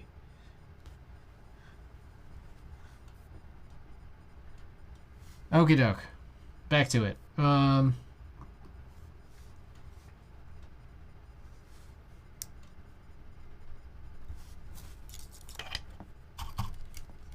Sounds very annoying. Oh, yeah. You wouldn't even believe, man. You would not believe. Who is that? Oh, Deezen Boba. Welcome. Thank you for the follow. Is it this?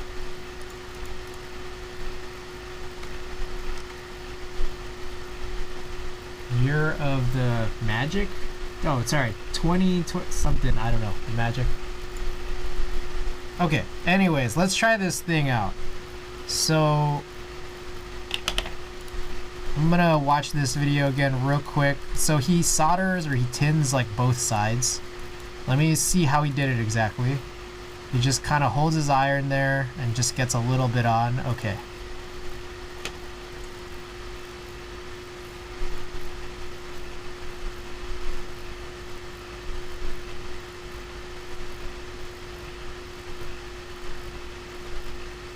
Oh, dude, I'm a fucking pro. I'm like the best wire soldering guy in the universe.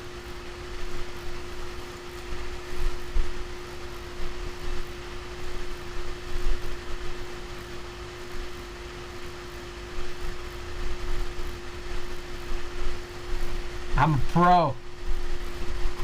Same back weight, but 60? Okay. Oh, shit. Is there enough there? I don't know if I was supposed to expose a little bit more on the extension JST side, but maybe it's fine. I don't know.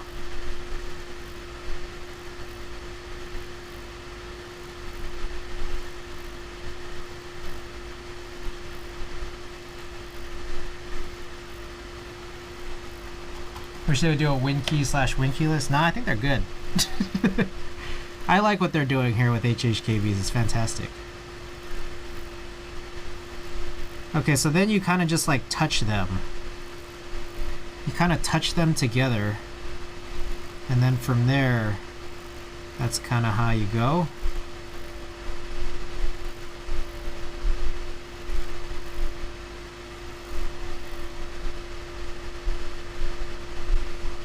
Yep, align and reheat them. Alright, I'm trying to get this just right. But the thing is that there's not really a whole lot of wire exposed on the white JST side. Oh, and I realize I can't really see. I want you guys to see it too, because I want to be able to see it when I go in the VOD.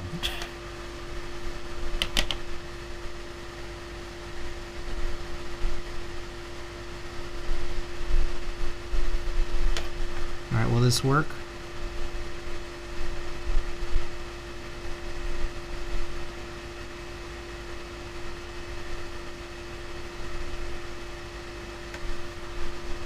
Did you not twist it? I didn't. Should I do that? Should I unhook them and twist them? You think this is good enough, PC?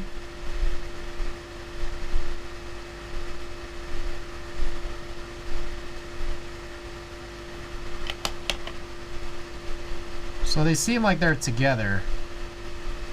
It would have been easier, but you can continue? Okay. So then now at this stage, I just put the heat shrink over. Then just put some heat on them. Twisting them is for making a stronger mechanical connection, but not necessary. Alright, so I should just do this. Is this where I use the lighter?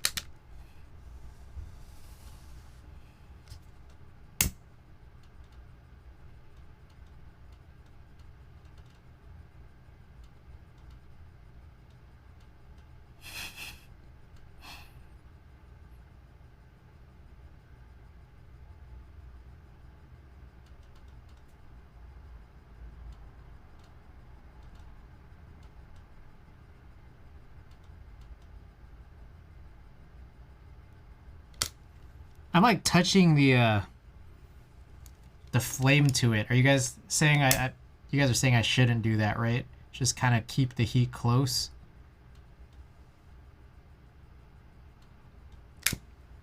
Have the flame below it? Okay. One of the things about that is I kind of want to move these guys out of the way. Do I wonder? All right, 1 second.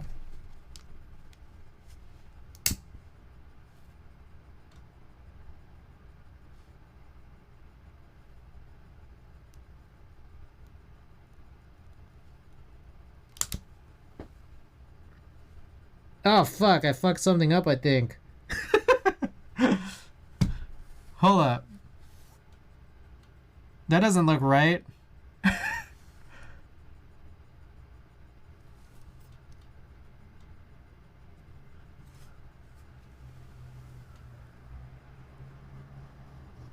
Come on. Get in there. Too much heat? Shit. Is this heat shrink with glue inside? I didn't do anything. All right. Do I have to redo this? Dang it, Bobby. It melted the red part inside. Is it bad? It'll work. Wait, it will?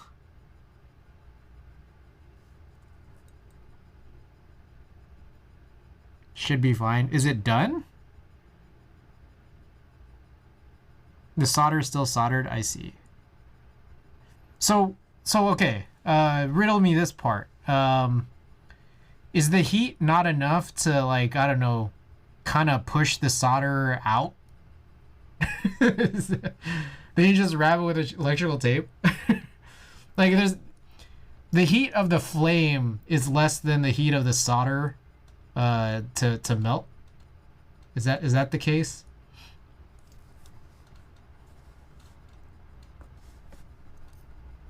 I don't know, maybe you have shit heat shrink.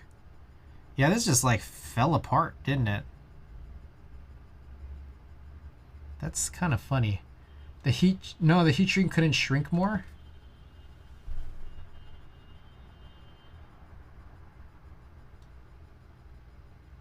Bruh.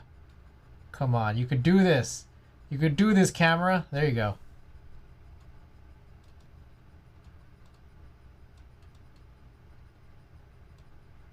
Solder melts at like 500 or something. What is this fire at? What temperature was the fire? Alright, I guess I'll... Wire too small, heat shrink too big for wire. Yeah, but the thing is, this is like the smallest heat shrink in the kit. I guess I got a heat shrink that was too big, but it's like... I don't know, man. It's like the most sold one. Cheap heat shrink only has like a 2-1. Oh, okay. So then it comes down to like quality.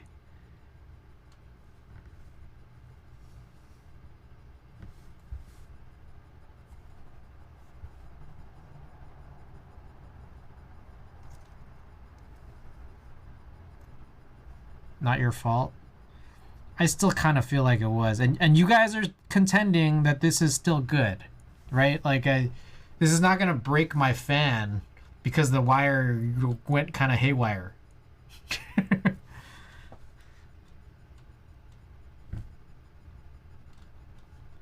Pull out your multimeter? Oh. How would you... Okay, I'll pull out the multimeter after, but I'm just like curious as to how you would test it. The common disposable lighter tends to be filled with butane, which can burn at 4,000 Fahrenheit, or naphthalene, 4591 degrees Fahrenheit. So it's hot enough to melt the solder. So should I be worried?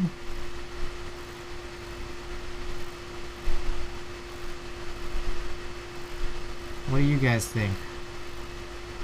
Did it have to transfer heat through the heat shrink? True. It's not likely. Okay, so you guys are saying don't worry. It's gonna be fine, plus it wasn't moving? Okay.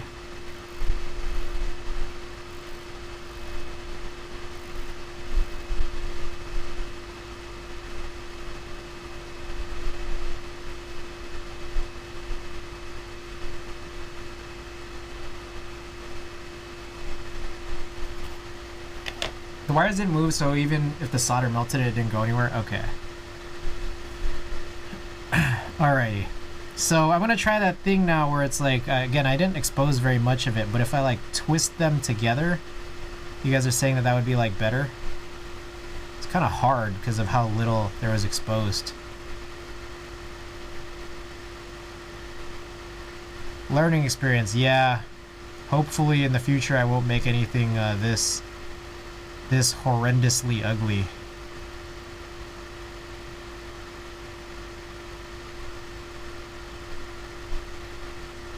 I feel like an animal right now. I feel like I'm learning how to play with twigs. Yeah, this is really hard to do. Just like trying to twist them. There's like so little exposed. So I'm gonna give up on that.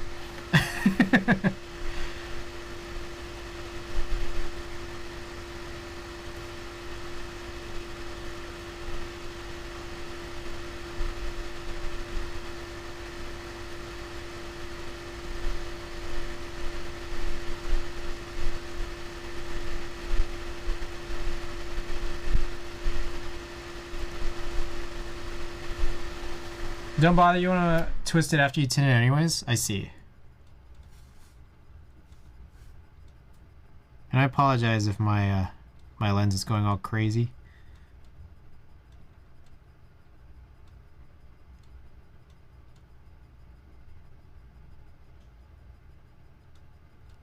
Okie doke.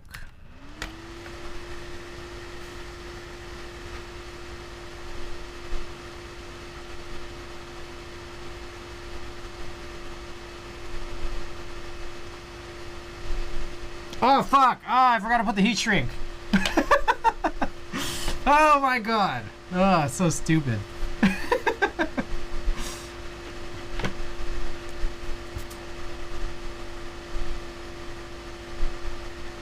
You can undo it, yeah, yeah. It's like, oh. It's like, oh, this is such a good job, and I'm like, oh shit.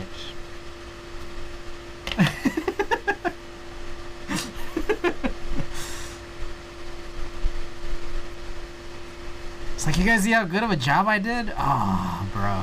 Totally a waste.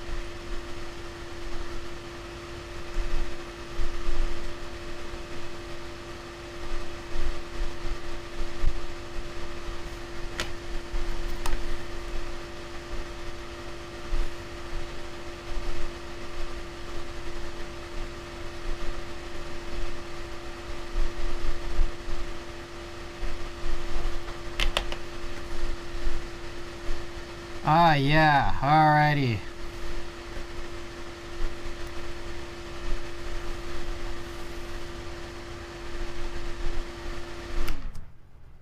Okay. So heat shrink is there. You can put 2 heat shrinks to overlap the other. Okay, here we go, guys. I'm gonna try it again.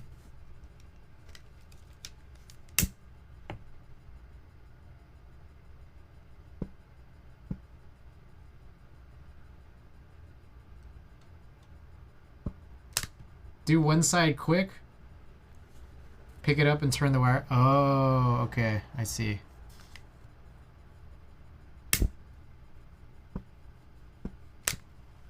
Too long? Oh shit, was it too long? My bad.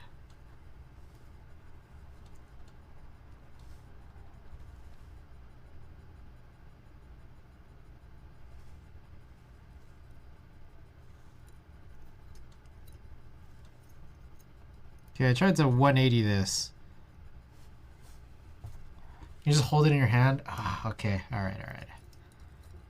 This is like, there's that whole other one. I'm just like trying to like not put fire where I don't want it to be.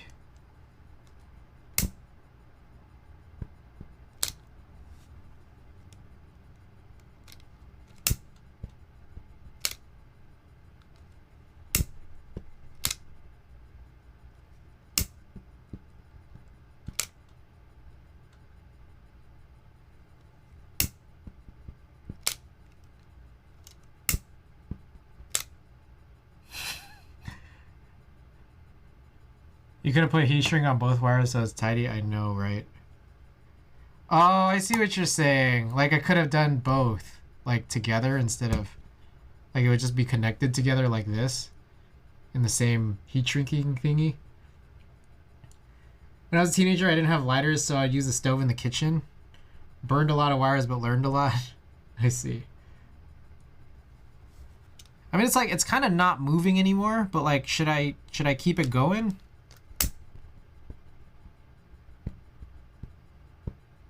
All right, so is the key in the future to get less, to get higher quality heat shrink?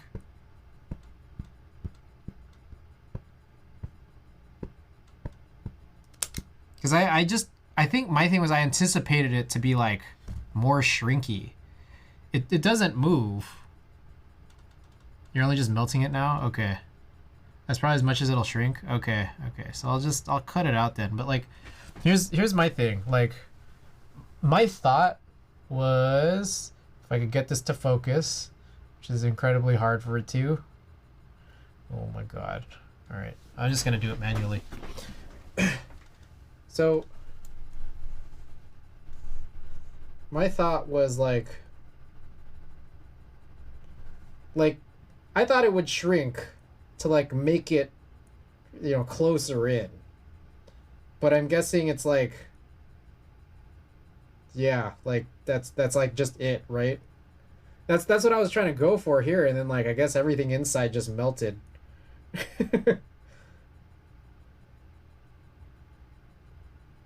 That shrinks so bad? Yeah, no, that like I thought heat shrink would be better than this.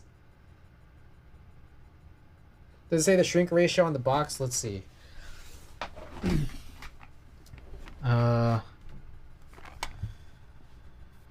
Okay, the smallest one says non-recovered diameter millimeters. Okay, well, here, I'll just show it on the overhead.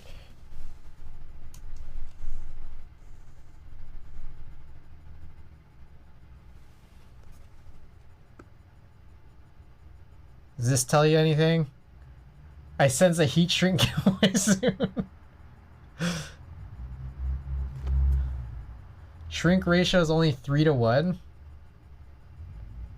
So that sounds not good. That sounds not good from the sound of the way you wrote the word only. Oh, it's adhesive. Oh. The glue leaking out was okay? Okay, got it. But it probably just still like melted through a hole, right? Like that's kind of a problem. Because like red shit came out.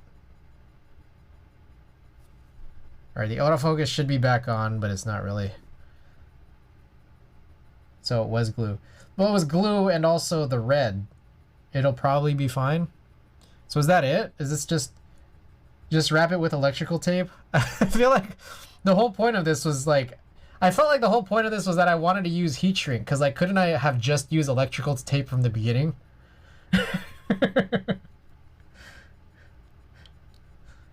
Like, should I use electrical tape now as like a second measure? You can fit another heat shrink over the white. Oh, the heat shrink is crap. So plan B. All right. Well, here's that plan. Basically, find one of these big ones, right? Oh, looks like this playlist ended. Something like this, except probably not the whole thing. But like, do something like this. And then like, watch it like not shrink at all. Still. All right, 1 second. Let me get to the next playlist here. This is important.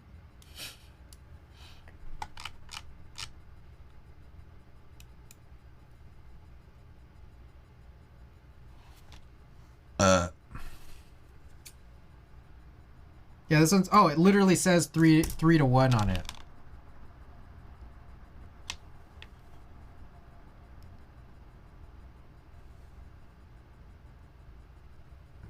Oh shit. Did the autofocus stop working? Like, what is going on here?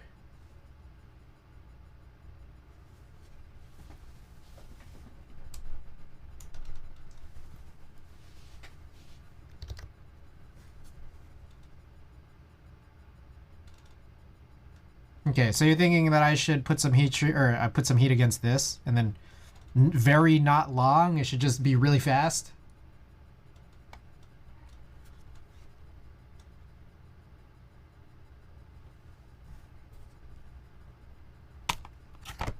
What happens if you put heat against this whole thing? this whole package. I don't really have too much experience. Yeah, I probably shouldn't have bought this, huh? All right, should I do it? I'm gonna do it.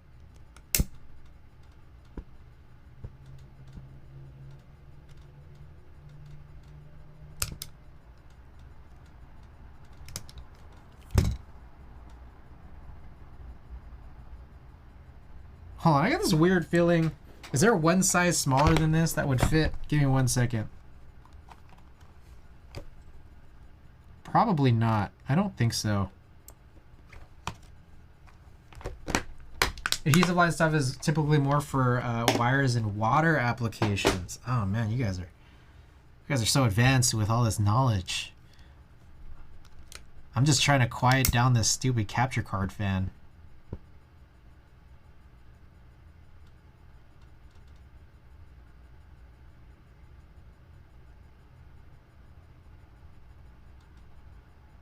Oh. Okay, I see it like moving more.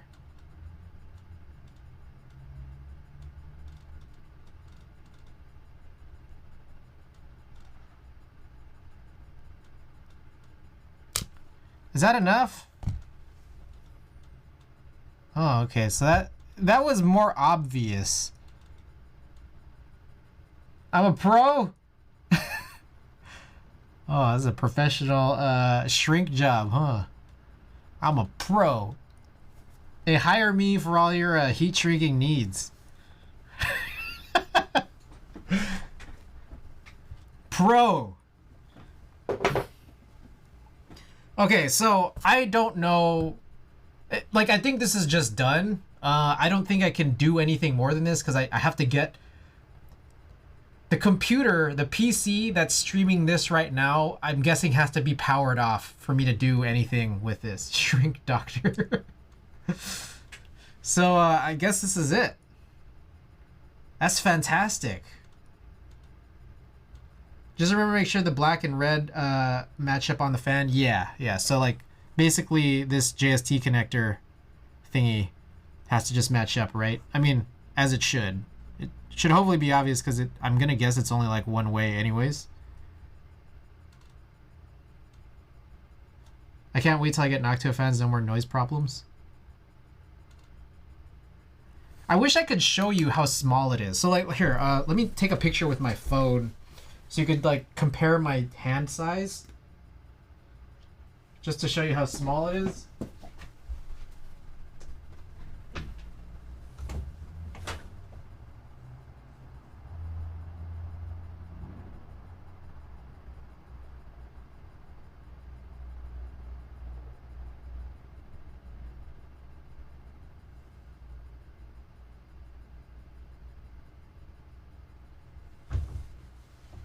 Maybe you guys know already.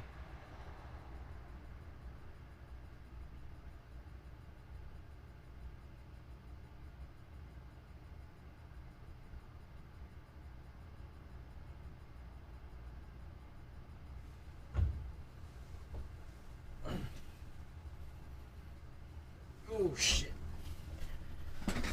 Okay.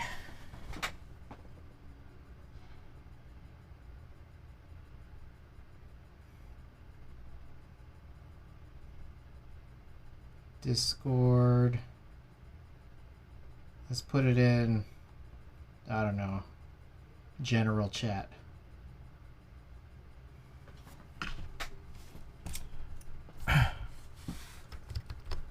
Okay, I just put it up on the Discord. Let me pull it up on screen here.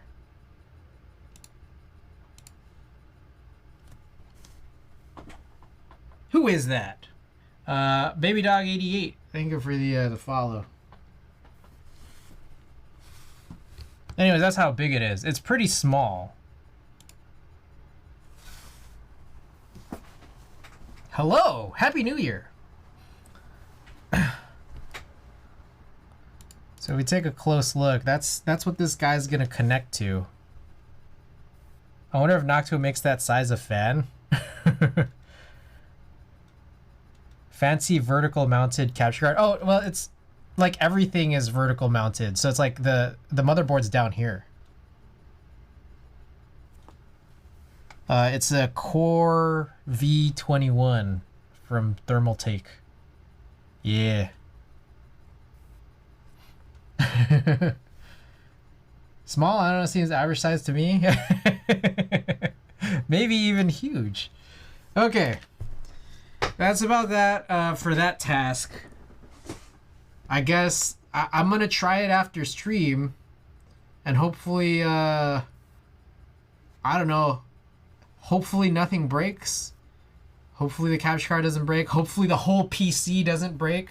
Hopefully my apartment doesn't burn down. You know, hopefully it's not the end of the world. But we'll have to see, right? We will have to see. Okay, Noctua has 40 and 60 millimeter fans. Wait, so is that something I can replace? Can I use that instead? How do you actually? Here's the thing. What do you do? Like, I have to figure out how to take the fan off and then like affix a new fan in the same spot. Like I don't know how comfortable I am with messing with like a unit like this. Like that's the part that worries me. Is like the removal of this fan. Anyways. Alright. We need a heatsink too, I imagine? I see. Yeah, okay. Yeah, I don't know, man. It's just, I don't know enough. I'm not as big-brained as you guys. It's a custom fan hub mount? Yeah, that's what I figured. Like, there's a part of this that just seemed too custom. I guess custom would be the right word. Alrighty, so we got one more soldering task. I was debating whether or not to add a third one, which would have been to work on a board desolder. That's like not even necessary, but we could always do that another day. Because I just kind of figure this 1 minute task is probably going to take me like an hour. Okay, so I think this is it. Water cool it. So real quick, I want to show y'all some. This is our second and presumably final task of the night. Look at this JST header. It's kind of a little tiny bit less than perfect. But you know what's crazy? Holy shit. What's crazy about it is that it like still works. Like you could actually put in like a cable in there and you know, connect it to a daughter board, plug in a USB, and it like works. It's just I don't feel comfortable with it. Do you guys feel comfortable? Oh yeah. Also, by the way, that is the reset button, isn't it?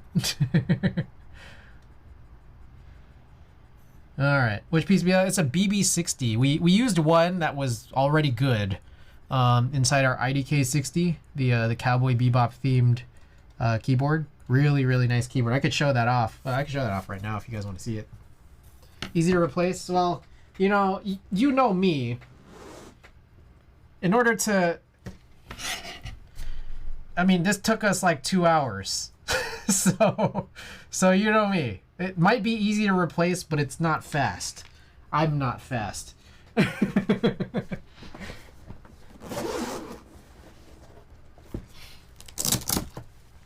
right, I just want to show you guys the board. So,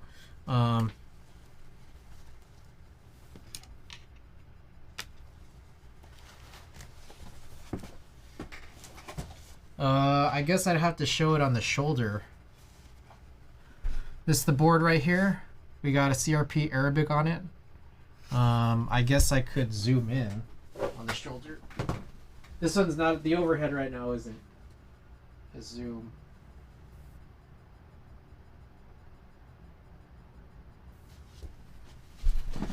I love that board. Yeah. So it's got like this kind of fat front lip. So nice those caps. Yeah. And then the back side. I watched like 4 episodes of Cowboy Bebop and I wasn't fully paying attention. So I don't know a whole lot about Cowboy Bebop. But anyways. I fell asleep today, so I'm gonna sleep. Hey, no worries, no worries. Hey, wait, also, did you respond to my message? All Hex, I sent you a message.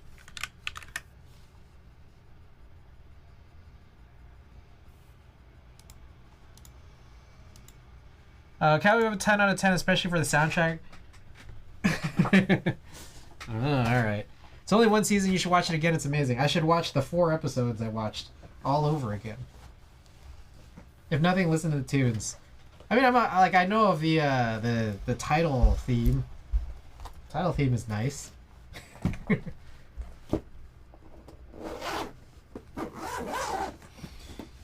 Okie doke. So, the hope here is that the connector I have fits. Let's find out.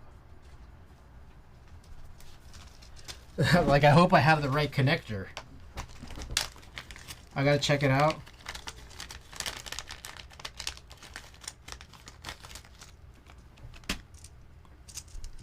This seems right.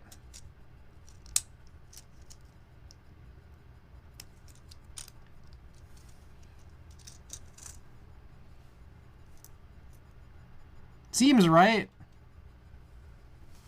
Oh my goodness, Fush. Thank you for the Prime sub. I feel so special. Like you used it on me. Like, it's like, of all the people to give the free money to. I appreciate it. Okay, so here's my question. This guy, this is the piece, right? I'm not crazy in thinking that this is the one that I need to use.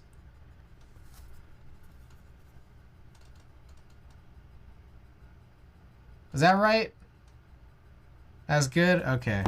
Okay, so how do I get this out? Do I need wick? Only one way to find out. Tell me what to do. I don't remember the last time I did this.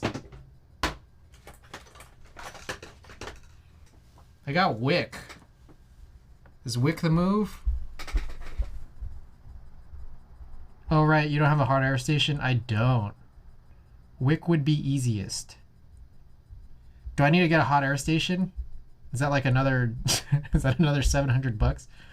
If you have a big enough tip, you could eat all the pins at once. Okay, it's really close to another tiny component. There's 2 pins on the sides though. Oh, there are?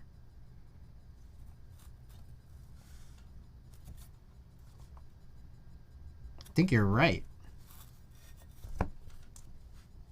You are right. There's 6 solder connections. Okay, good. Thank you. That's helpful, because I would have just tried pulling it off, like after getting those 4.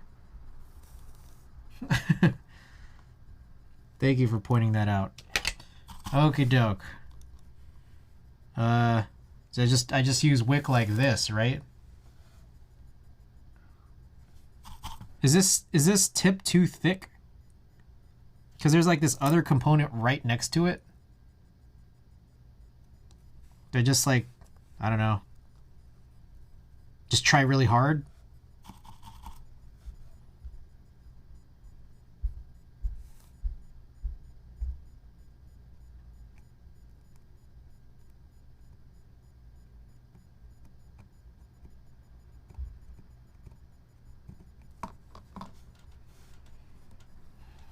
Do you have flux? I do. I have this really old flux. How do you apply flux? I think before I used to just like lather it with some, like a screwdriver. do I need a brush? How do you guys apply flux? A toothpick works? Oh, I have toothpicks. Oh, that's fantastic. Remember that time I bought all these toothpicks? I bought like 1,000 toothpicks. Put a bunch of flux on top of it. Alrighty.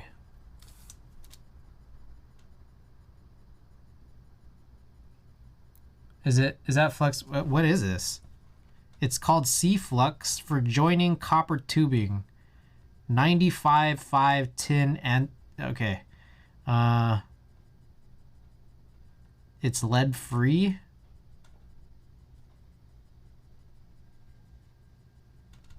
Plumber's flux? Is this bad? Have I used this for stuff I wasn't supposed to use it for?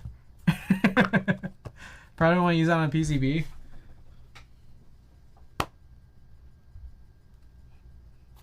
Lots of corrosives and conductive things. All right, that explains a little bit in my prior use of it. Okay, so I guess I don't have flux. Anyone want to link me some flux that I should have?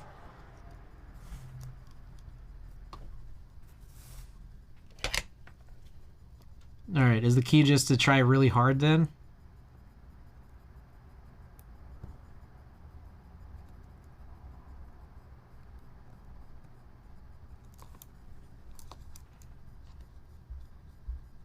Additional flux core solder.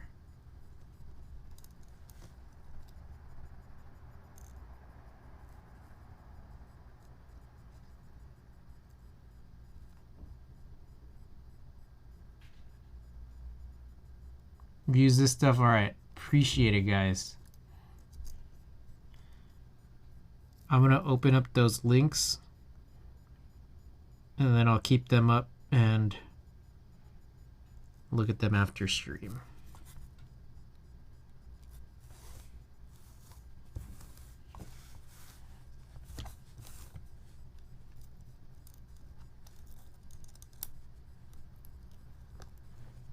All right, this guy's smashed up on this side. This is the one that worries me. Oh fuck, you can't even see what I'm doing. MG Chemical is fine when it clumps up and gets clogged more often, so I don't prefer it. I see.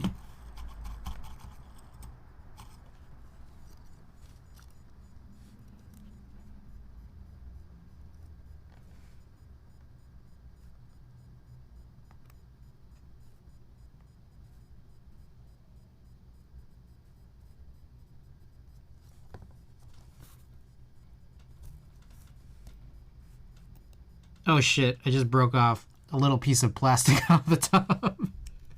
I mean, I probably should, because it's like kind of just getting in the way. Alright, yeah, this is like totally crushed at this point.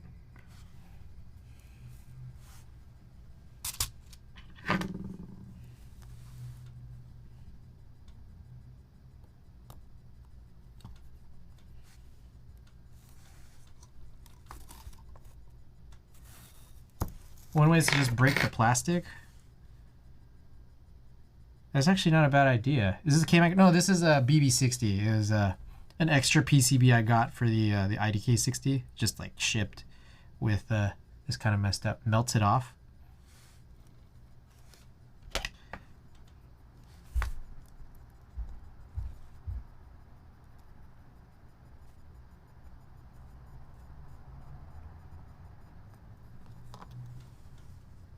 Your risk lives in pads you don't break it properly though. Melting is probably safer. Like melt the plastic?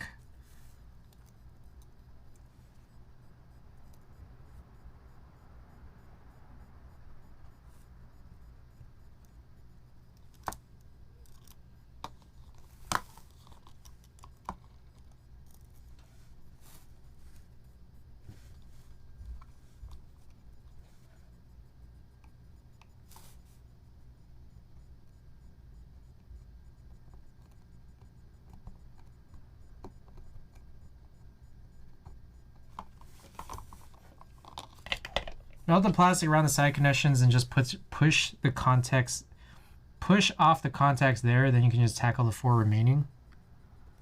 Okay. Melt the plastic around the side connections. Let's try that.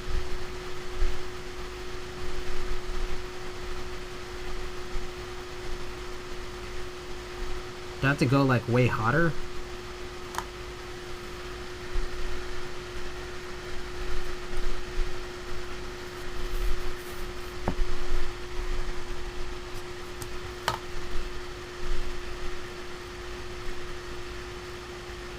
Yeah, a bit hotter. We're at 349 Celsius because I was recently recommended to change to Celsius. How much hotter should I go? Let me know. I'll change it when we get there to an answer. Try 400. 400. All right. People seemed really disturbed by the fact that I was using Fahrenheit for the last couple of years. Are you using Fahrenheit? Like they were worried I was using Celsius.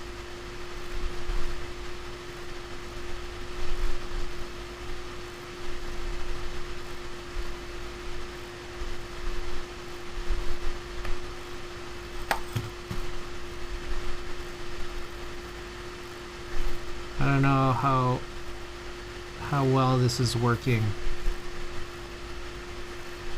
I love the reset buttons on this board, or on this PCB. Oh, I lifted something.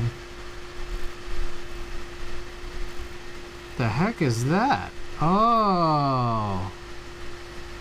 Oh.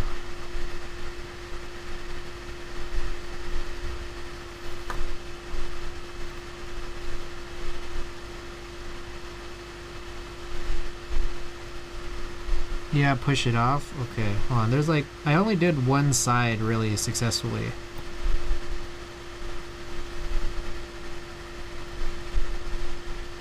I feel like I might be kind of doing something a little strange here.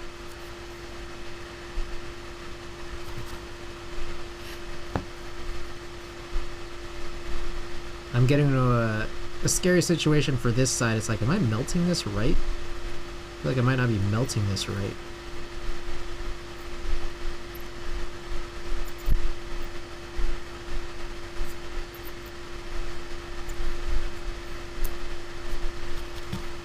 You're doing it? I'm just melting. I'm totally melting.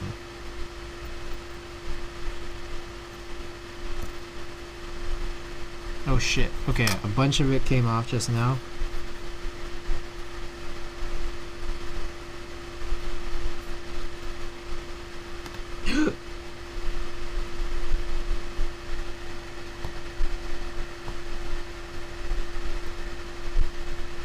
Okay, I got this metal piece off, but I'm not sure how much of that is like, I burned it off entirely. Okay, oh, that guy's gone too. What the hell? It flew off somewhere. I don't know where to. Alright. Okay. So that's pretty melted now. And what you're saying is that now I could do the 4 back pins. Do I still wick it at this point? I try wicking as much as I could. I'm just worried about messing this up at this stage.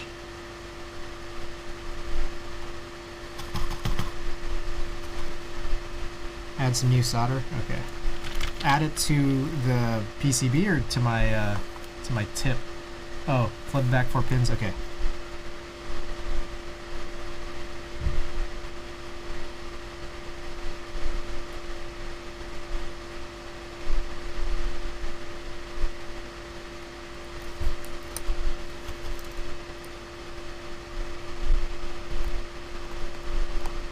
Hey, we did it. All right, let me wick this off because I want to see if I did any damage.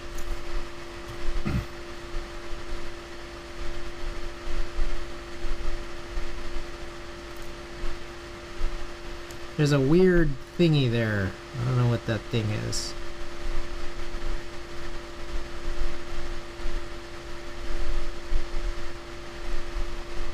Shit. I realize you can't see most of what I'm doing. It's like I'm doing this like really close to me, which is off the camera. So sorry.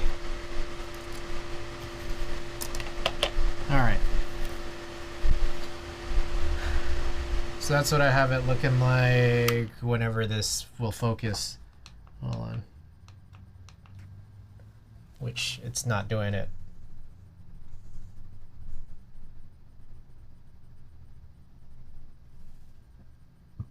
Right there. So is that good? All right. So the move now is what?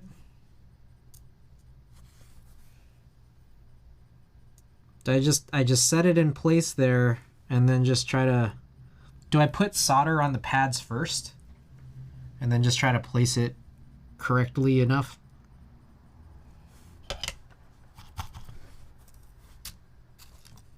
What's the move on how to reinstall?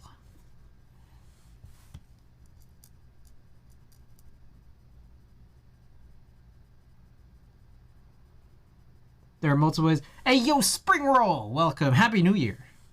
There are multiple ways to go. All right. Shoot me the one you think that's best for me.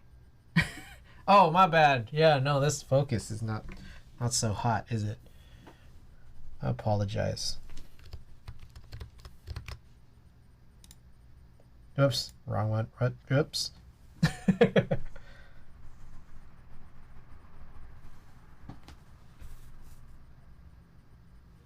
This one's like, this lens is, it can autofocus. It's just like, it doesn't trigger all the time. Use braid to clean it all off first, then do a Klexi set. Okay, Klexi said solder on one of the side pads first. Put it in place. Reflow, just have that one joint for positioning. Got it. Got it. Okay. All right, let me try to clean it all off. Just use the wick again, right?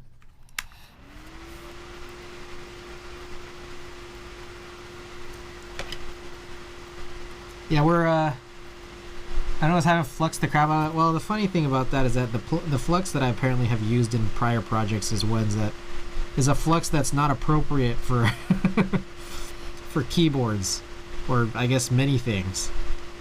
Huh.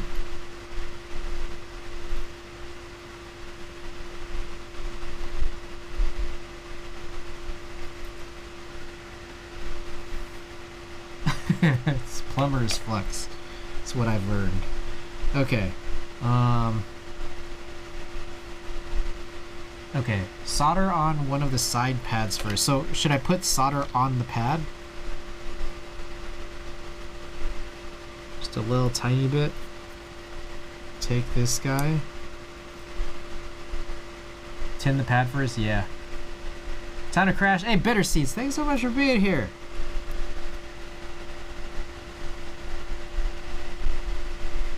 Oh shit.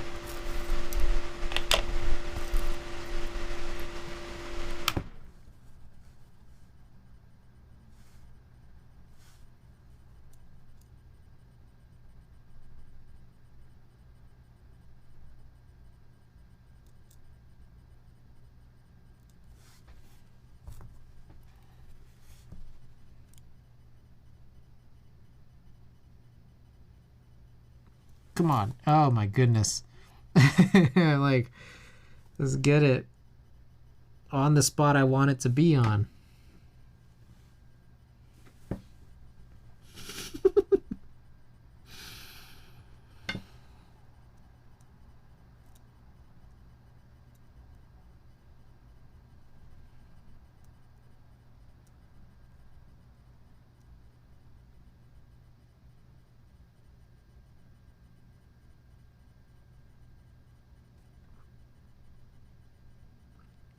Okay, I think that's it. Is Plumber's Flux why those other PCBs you mentioned were acting up? I hardly used it. So it's like, I mean, I've used it on boards before, but not ones where I felt like I had a whole lot of issues.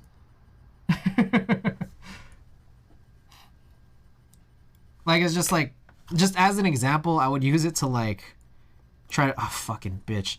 I was using it to try to like harvest switches from like pre-builts or like older boards. It's for like copper pipe soldering. It literally says that on the thingy. I bought it a long time ago.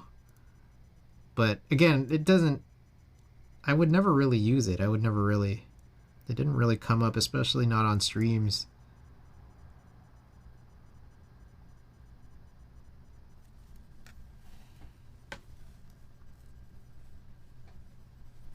Damn, dude, this is really some. Really some.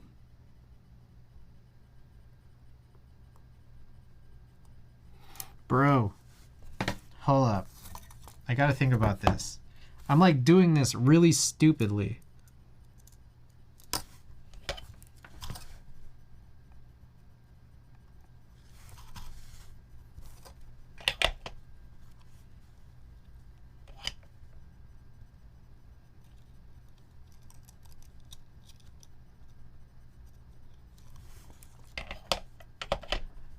Gotta use the surface tension of the solder. I also I gotta be positioned in a way that would make the most sense for me.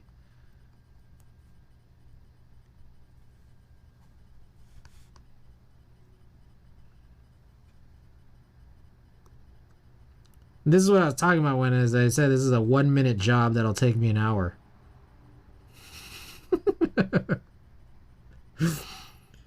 Oh shit, that's funny. Okay. I think I got it. Good job, Chris.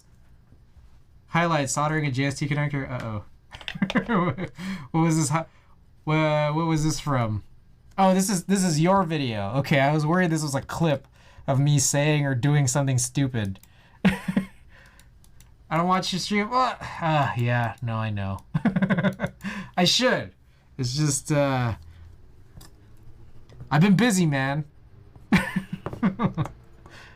It's been a minute since you've been on, though, right? Let's check this out. We got through an ad.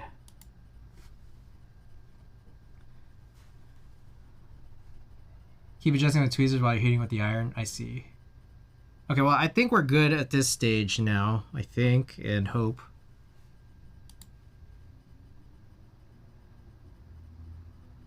All right, let's watch PC Load Letters Genius here. Expand that.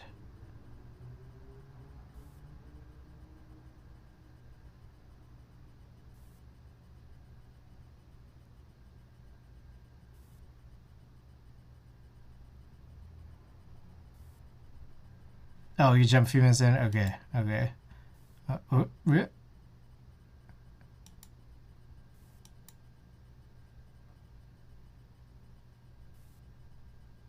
So was a lumberjack?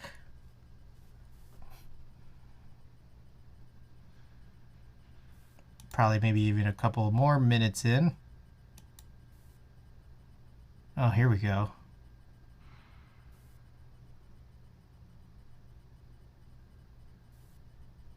Were you using like a hot air thing?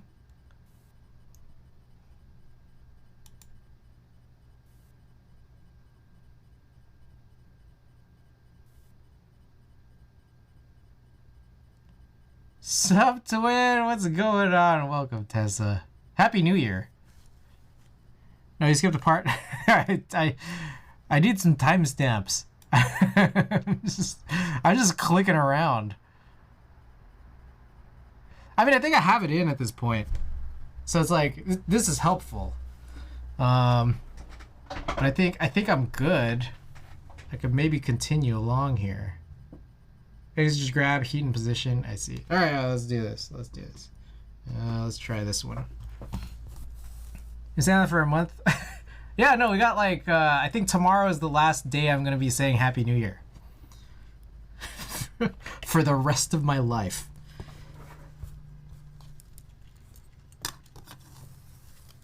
Okay, go to sleep now. Hey, yo, spring roll. I got those macro shots. Yeah, that's a cool camera. Thanks so much for being here.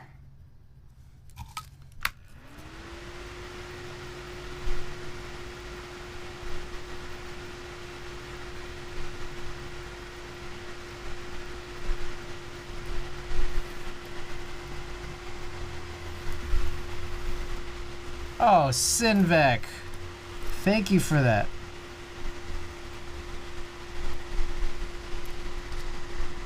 That's funny that I have TTS for that. It's like, there's no like custom message. But Sinvec, thank you for that. Tessa, enjoy the 10 best emotes on Twitch.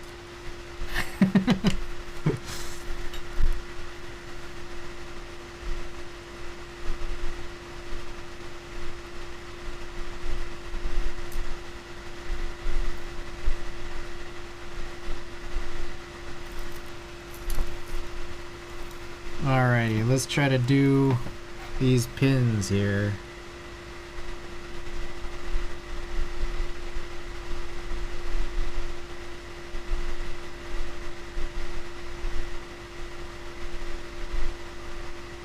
I feel like I put a little too much solder on there. A little tiny bit too much. Oops.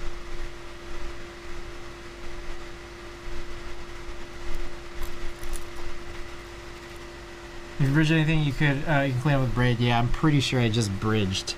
So, clean up a little.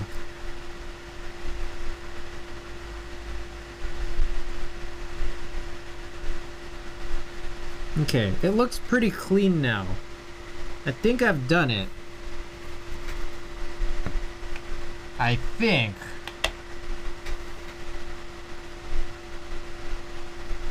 Actually, hold on, I'll just hold it up.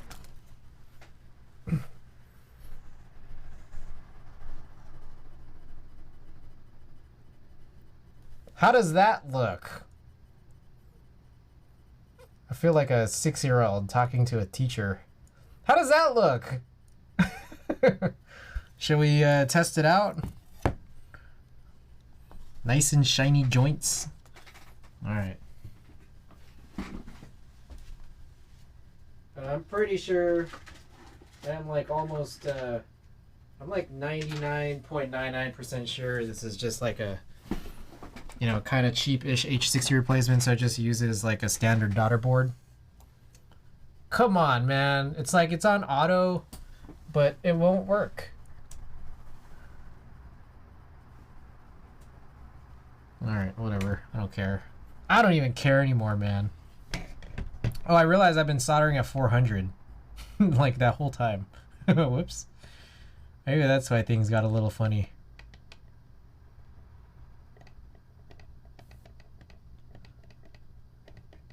Alright. Where are we normally at? Like a 349-ish? I think that's where we're normally at. Alright. I just want to put it there so I don't forget.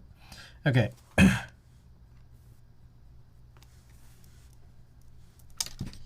Alright. Let's get, like, I guess it would be vial. So I will, damn it. Come on. Come on, bruh.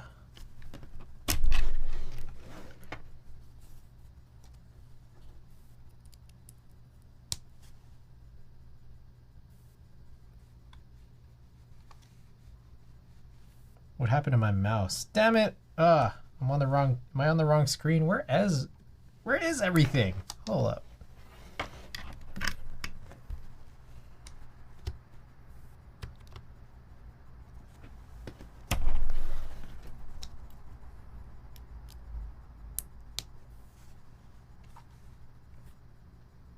Why does my mouse stop working when I plug this in? Huh? What?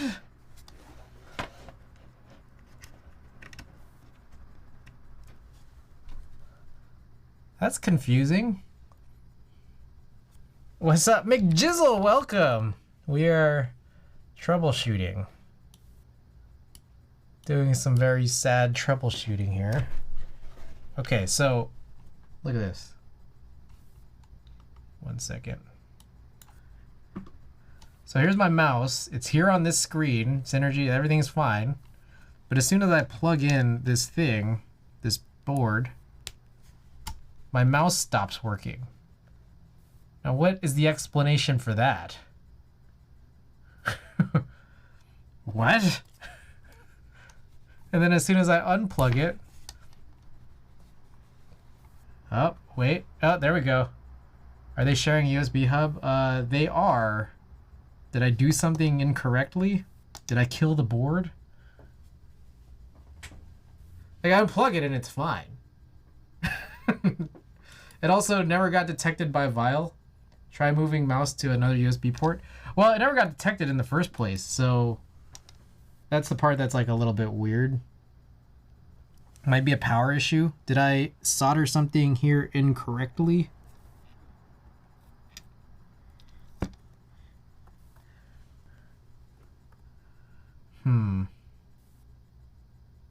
Let me think.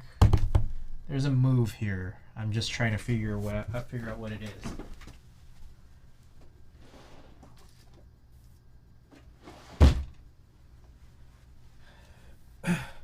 Ground and power bridged. Shall we take a close look at what I've the monstrosity that I've created here?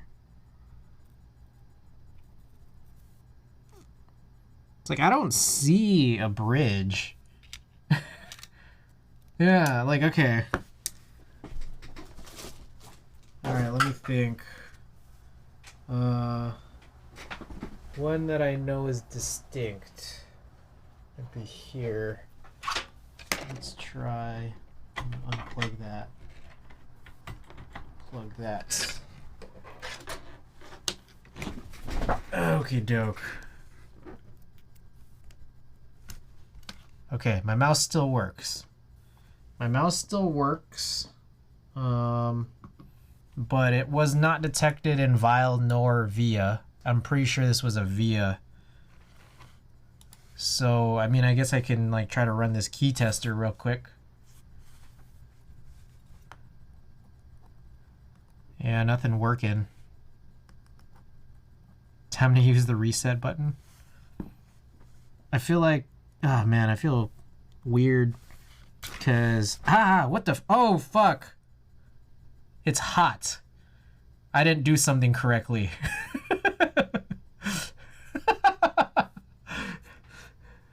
RIP.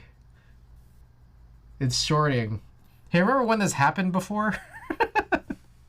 Remember when this happened in the distant past?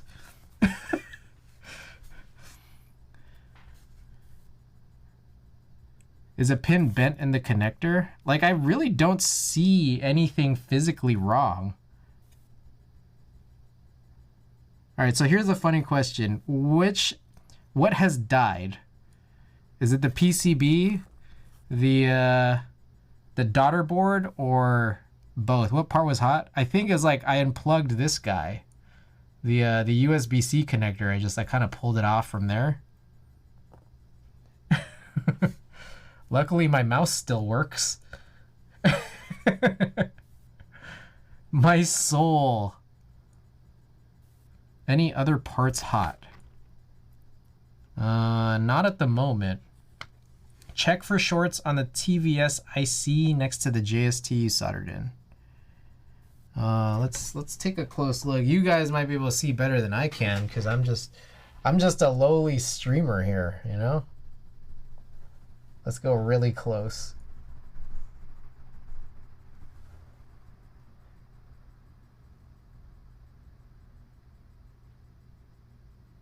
Did I accidentally like wick off some of the stuff on the U5?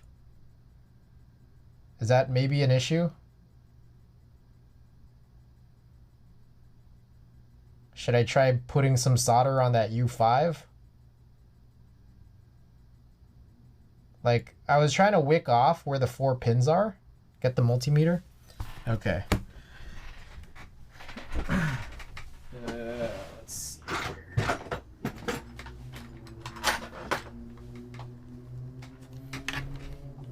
I got banana clips or whatever. I think I need the pin ones, right? More PCB repair learning time. Well, it's learning if we can get it to work, but I feel like I must have killed something. Something here is probably dead. Let's just figure out what it is. Okay. Was the wire hot? I don't know. I don't know if I want to find out. What part was hot? This guy, the USB-C connector on the daughter board. All right, tell me what to do. I'm all ears. Bad daughter board? I could try a different one. I can try a different one, but do you guys want me to? All right, what mode is that?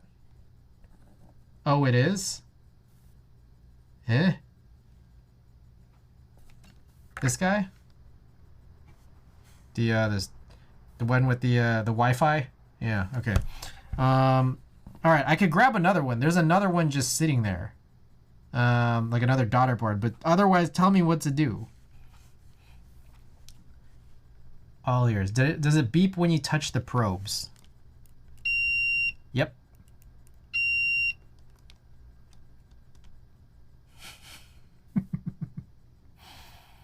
Okay.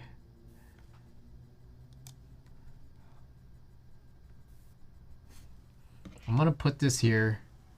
This daughter board cable combination. There's one more like daughter board cable pair over there. Check for continuity between any 2 of the 4 pins. Okay, I'm pressing on 2 of them. I don't hear anything. I don't hear anything. Oh, I hear continuity on the 2 sides. Is that bad?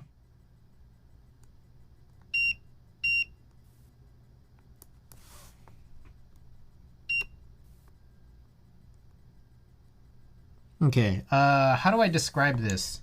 If they beep, then there's a short. Oh, then yeah, then this is bad.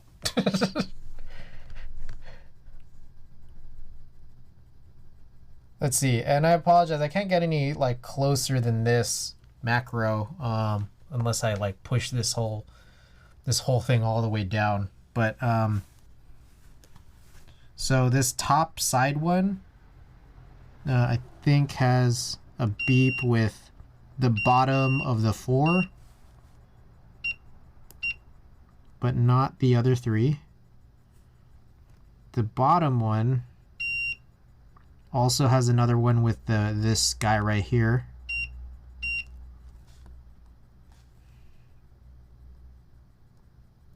The 4th one, or that one doesn't have any of the one it's adjacent to. Yeah.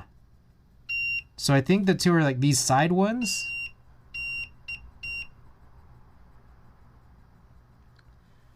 The anchor point, the anchors probably both solder the ground plane. The sides are just unconnected. Ignore the sides, just check the 4 pins. Okay. Got it. Okay, just check the 4 pins. Within the 4 pins, I don't think hold on, that was me touching the 2 probes. I don't think I hear anything there.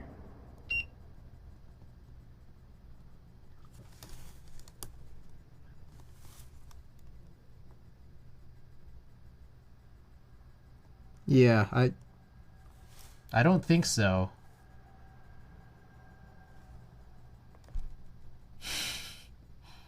Oh my goodness. Tim with the big ol' raid. Chris Suck. Oh, you got that right, man. We are fucking up hard right now. Yeah, there was a crushed JST connector here on this PCB, so I was like, okay, it actually still worked, but I want to replace it because it's crushed. So I tried it, and I don't know, it didn't work. My mouse stopped working whenever I plugged it in, and then the daughter board, the USB-C connector was hot. Now plug in the JST and do the same thing with the same one, or should I grab a different one? Or am I at risk of killing another daughter board? I let you crush my JST connector with your Mr. Ass Mode, welcome. Happy New Year, guys, by the way. Same one? Okay, so I plug this in, and then what? Do you need me to plug this guy in or not yet? What do I do here? Don't plug in the USB. Okay, so like within the daughter board or like from here to here?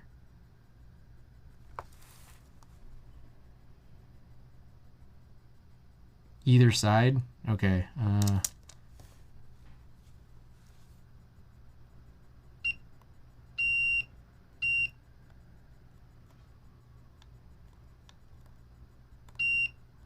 So I get like one pair connects, but that probably makes sense because it's just like I'm touching black to black.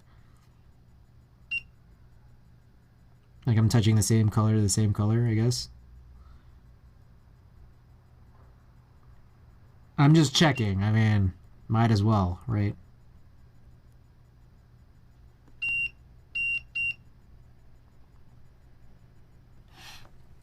Pick a side. Okay. Yeah. Alrighty.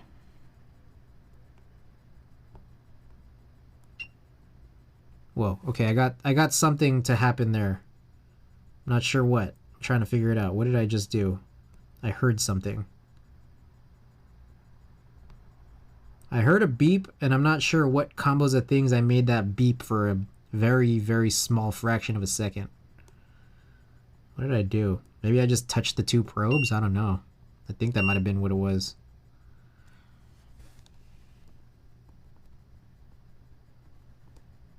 Don't worry about the short beep. Okay. Yeah, I don't know what's going on here. But guys, everyone from the raid, thank you guys for coming along. Tim, what were you up to tonight? Hope everyone's doing good. Hope everyone's having a happy new year. I got one more day of saying that after this. Okay, I don't hear any beeps other than when I connect one side to another. Built the Freya. Oh. Dude, the Freya finish is nice.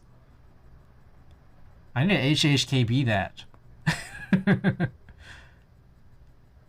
Small bit might have been some capacitor decharging. Yeah, no, so what happened was when we connect this via USB, nothing worked. My mouse stopped working because it's in the same hub. And then also this USB-C connector was hot. so I'm a little confused because prior to me changing this out, everything was fine. My only thing, so I want to explore whether or not this is a problem. Well, it was hot and didn't work. When I was, oh, it is overhead already. Let's go back to a close-up view here. Unless the USB-C connector is bad. I could try that other pair, but the only other thing that I just want some confirmation of was when I replaced this, you know, I was using some solder wick, took this guy off. But I'm worried or curious whether or not the component labeled U5, I took any solder off of that, and do I need to like reapply some solder there? Can you confirm whether or not that's a good or bad idea, or that you know, was there any problem in anything possible there?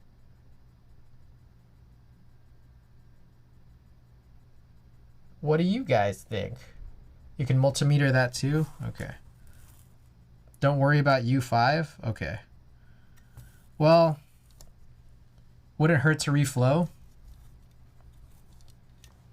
Should I? I'm getting some mixed answers here.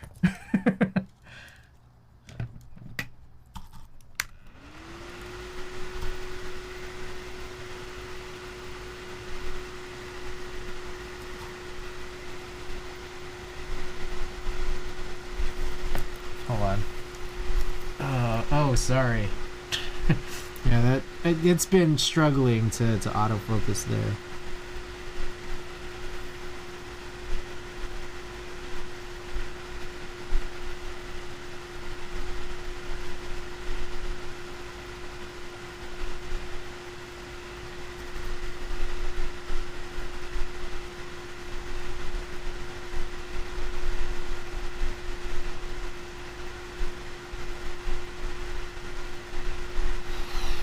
Okie doke.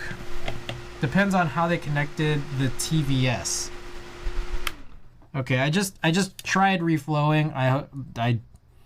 I hope that did something, and I hope that did something that wasn't bad. so I did something there. Someone call in Sleep Dealer. If they passed the USB through the IC, then bad solder could possibly make it not work. What's an IC? School me. All right, I can go integrated circuit. Let's see. Okay, so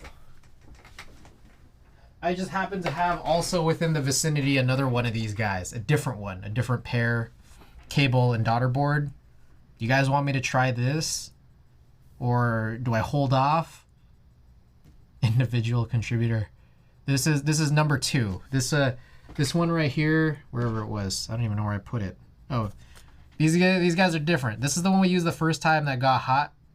It's like got a natural curve to it. This one's pretty straight. We haven't tried this yet. Go ahead and try it. Can't get more broken. Could I kill a daughter board? That's what I'm worried about. What I do know is at least one of these definitely worked. I don't remember which one.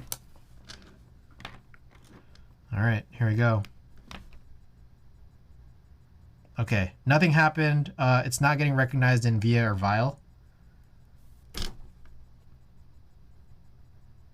The connector's not hot, but I didn't leave it plugged in for very long.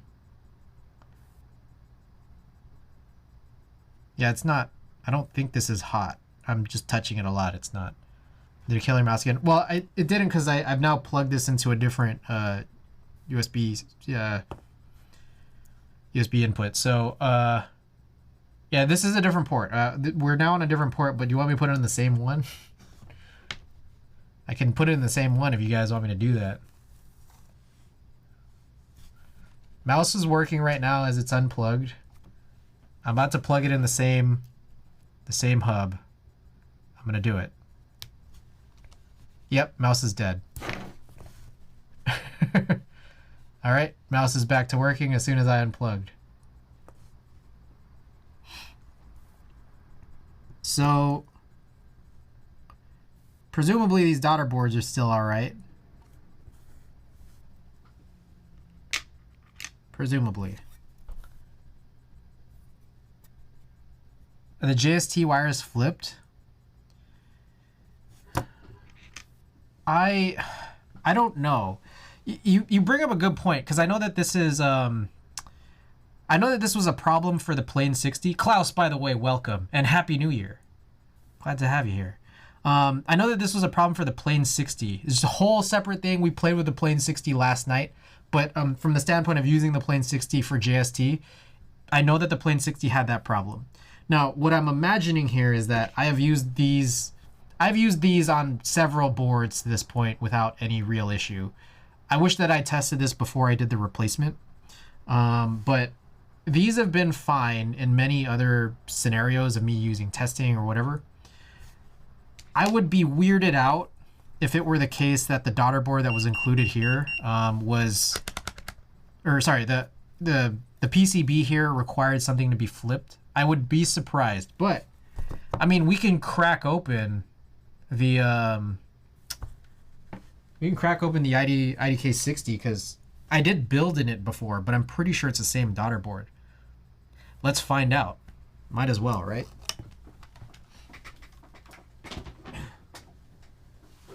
Send it to me. I still need to send one back to you anyways. All right.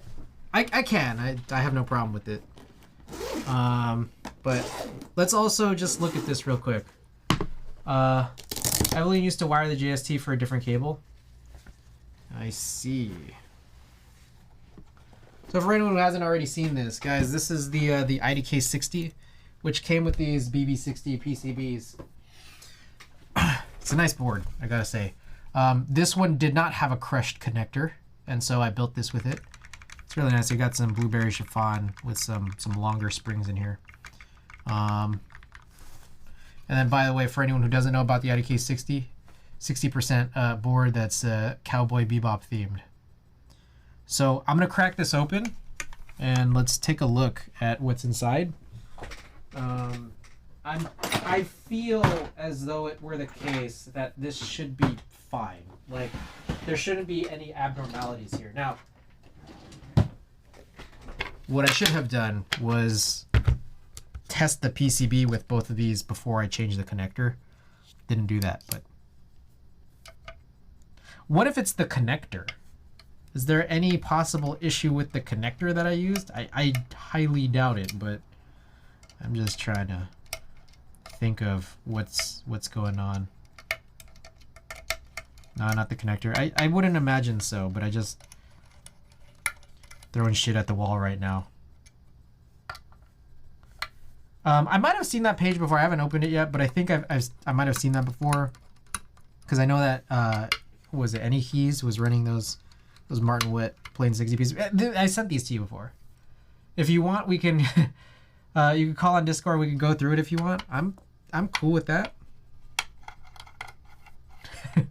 PC, do you want to get on this same call? You want to do a little three-way?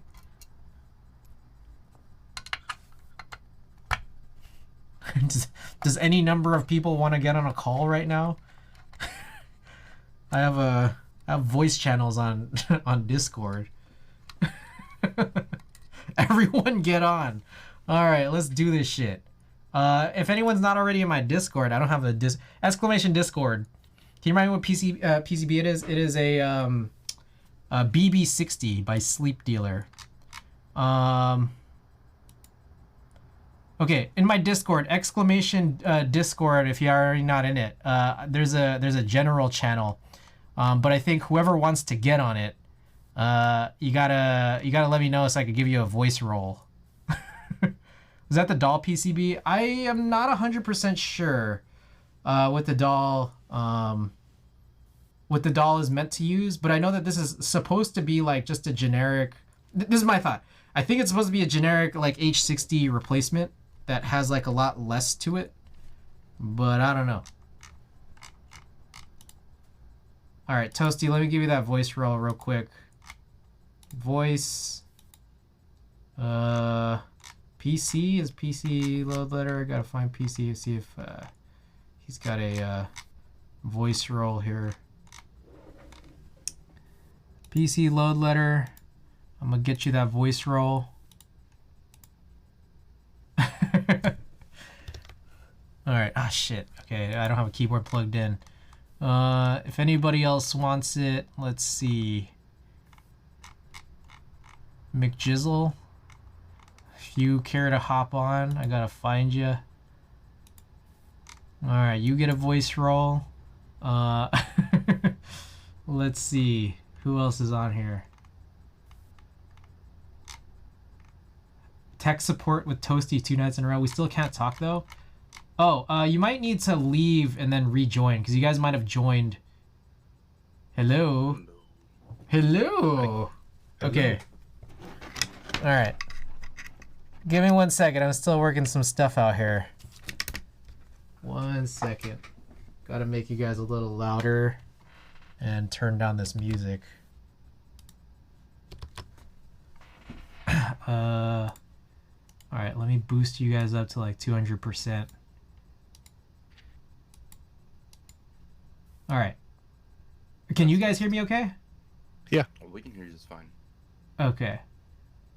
Toasty, I might need to make you a little louder. All right. Let me know on in chat if they sound good enough, volume-wise. Okay, so let me know. I'm cracking open this this board right now. This is the IDK 60. That you know, the BB60, it wasn't specific to this board, but it's just like I think they've had runs of this PCB. And I just want to see because I already built this and it works and everything. What the daughter board situation looks like and all that. But what are your guys' initial thoughts? Could be different wiring. Different JST. Come on. I doubt it, honestly. I don't think they would be different JST. I know Sleep did it well enough that he wouldn't do this. Okay, This I has don't know to be who standard. I don't know who made the PCB. Yeah, it's Sleep did there. The fact that the connector warms up means that it's pulling quite a amount of amperage. So Yeah. it pretty much just says that there is a short. There has to be a short. Yeah. There wouldn't be anyways. Now, normally Isn't the fuse on the daughter board blow though? Exactly, that's what I was thinking. It's weird that the fuse hasn't blown. So definitely what- something to look into.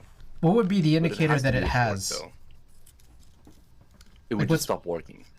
Yeah. Like if the fuse blows, then it cuts all power to the board, basically. Well, how do we know that it's not happening? Because it's like, I don't know. But it's still warming up, so it's still I pulling see. power. I see. Got it. Yeah. Okay. So. Oh, there's a lot going on. It's also like a giant brass bottom, so it's kind of heavy. I'm trying to safely set it down here. And you guys can't really see this because it's all out of focus. Okie doke. So, here we are. That's the JST and the daughter board there. And then meanwhile, this is the one that's already built and working. I know you guys might probably have a delay here, but is there anything here that's out of the ordinary? No. This one is working, right? Yeah. Well, looks fine to me. Yeah. Looks fine. And I don't know. That's the thing about electronics, though. It tends to always look fine. Doesn't mean it is fine. Well, here's also the other thing too, is that like, is there a chance that this cable is different? Do you guys notice anything potentially different about the cable? Hold on, can you hold it? I could pull it out, or I could try to. No, it's fine, it's fine. Okay, It's a okay. normal reverse. It looks like a one-to-one same cable. order cable. Yeah. Same order? Okay. But what if it's not? No, I mean, you can see that the red... So this connector is facing the same way, right? Mm-hmm. Wait, that looks like But the not red this... is on the left side on one Okay. corner, and it's on the right side on the other. That means it's a one-to-one cable. Got it. Your Okay. other cable is a reverse order cable. That's a reverse order cable. This right here? When he's holding. Yeah. Can you show the connector part? And like in focus? Sorry, no, the autofocus is like not playing well tonight. I apologize, but is this is reversed? Have I been using the Yes, wrong That cable? is- That is a that reverse. looks You're reverse. using the wrong Fucking- cable. Fucking shit. Could you try using the cable you have in the board there on the Yeah. board that is tended What the or fuck, potentially dude? broken? So if you use the wrong cable, it reverses positive negative voltage. Okay. What the fuck? All right. I feel like I probably killed it at this point, right? Though. No, Where'd it you should get be those fine. cables from? I don't know. Like they were just there. Yeah. They were in my apartment. I don't know. Some of Heine, his daughter boards have reversed as well. It's Matrix Yeah. uses reverse also. Infuriate, thanks for the follow. All right, so here's I hope this. now that everybody's moving to the Molex connector, it won't be an issue anymore. I hope that we kind Hopefully. of phase those out. Oh shit! I Hold feel like on. Matrix and some other Chinese guys are just gonna do whatever they want though. I've been actually talking to Matrix about the whole Have you? Molex thing as well. Yeah, I have. Okay, check this out. So here I am. Just switch screens here to Vial. Plug this in, and oh shit, the fucking cable. Like it's actually still working. I thought I would have killed something by this point. Nah. You're right. That's It's usually fucking pretty safe. bro. Let's just throw away these cables. Should I just cut these up? What are the what? No, I what wouldn't even throw them are away because these? some boards do need them. God damn it! So But stupid. you can look at it if you match up, if you take the two white plastic connectors and match them up so the same side is up, you can see whether they're in the same order or reversed. The colors. Hold up. Okay. Wait. All right. Sorry. So if you bend the cable like a U and hold the two white connectors with the same side up, you can just look at the order of the colors. And if they're the same order, then that's usually what you want. Yeah, I'm trying really hard. Hold on. Okay, so these are the same side up. I don't know how to explain that. Like the cables, so the two connectors are literally right next to each other, facing. I'm really bad at both explaining and also understanding. So, like. So right now the connectors are facing opposite directions, right? Yeah, but they're both like. And a U, so both cables are facing the same direction. Mm-hmm. Okay, so hold on, real quick. Here's what I'm gonna do. This is the one with the giant piece of, I guess, like shrink over it. Or you can just look at one at a time. Just like, look at the connector with the let's say the flat side up. Yeah, no, I can tell it's. I mean, I can yeah. tell it's a different cable. Like it's not doing the same thing that these two are, and so I'm confused myself about what's what. Like, which one's the one that's supposed to be like more normal? And The normal they'll be in the same order. I see. From like left to right, looking at each cable in the same orientation. Like it just flattens out. So look at this one. So that one's black, red, white, yellow, right? If you look left to right. Yeah. Now, if you turn the cable around and look at the other connector, you want it to see the same order. If it's in the reverse order, then it's a reverse cable. Okay. So it's like the same. Fuck. I realized, shit, this fucking lens. Basically, one of the connectors was flipped over. Yeah. Okay. I do want to highlight that there is no standardization in the word reverse cable. Yeah, I know. Some people use the word reversed if it's a flipped connector. Some people use it when the cables are flipped. There's no standard in what that means. What the correct terminology would be, it's a 1-to-1 or a 1-to-4 cable. All right, real quick. This is a 1-to-4. Okay. The one you're showing on stream right now. Yeah.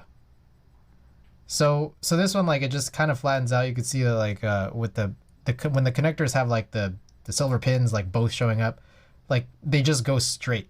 Whereas like I realize like this is only helpful for me to understand it, but like what I'm saying here is that meanwhile, even though there's a bunch of like just a giant heat shrink thing over this or whatever, you can kind of see that like when both of those like pin sides are up, like on my left thumb, that's where the black guy is, or the black wire is, and then it comes out to where my middle finger is on my right side.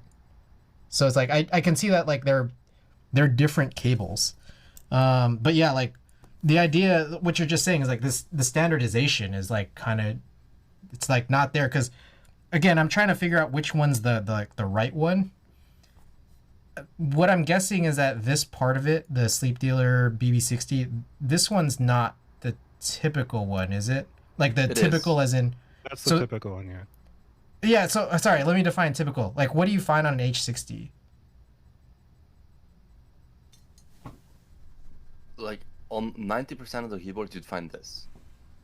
This one that I'm. The shrink. The one with the sleeve, yeah. The shrink, yeah. Heat shrink it. That's 90% of the boards. Yeah. I've only ran into it on Matrix, and the Molly keyboard has it. All right, so the terrible thing is that like I don't know where I got these from. The ones that don't have the shrink, I don't know where they came from. I really legitimately don't. Well, like I said, there is a couple of boards out there that do use the other cable direction. For example, like I said, I know Heine has done a series where his daughter boards Did were they come flipped. with the plain 60 maybe? No, cause okay, so let me walk through here. The plain 60 I don't think ever came with one, And I remember Okay. trying to do the conversion myself and then trying to figure out how to deal with the flipping because I knew there was a flipping situation going on. What my guess maybe possibly is that like there were just some other builds where like I had like extra daughter boards or something. Like here's one guess. Like one of these might have come from like a Piggy or a Hello M0110. One of these might have come from one of those. I don't know. And then like I just took it out thinking that like, oh hey, an extra cable and daughter board, and then I just like, you know, put it off to the side as like maybe I could use this, but kind of goofy because like it's just like I knew it would potentially be a problem, but for some reason I thought like the plain 60 has got to be the only board that does this, and I guess that's not true. No. Yes. Okay. Jesus. It's pretty much advised if you get daughter boards included with the board. Because of this thing, just keep the daughter boards and the boards together. I You know. have extra, just keep in the little box and. So stupid. It's like the situation's stupid, and I'm also stupid for doing all of this. Hey, no, it's a learning experience. You have I a better know. understanding now of what the differences are and how to detect them. And Yeah, I know. Still, it feels silly. All right. I mean, I guess like at this point now, this should work, and this should like test, right? Hopefully. Uh-oh. Does it not? Oh. Sleep dealer. Wrong program. Yeah. Okay, here we go.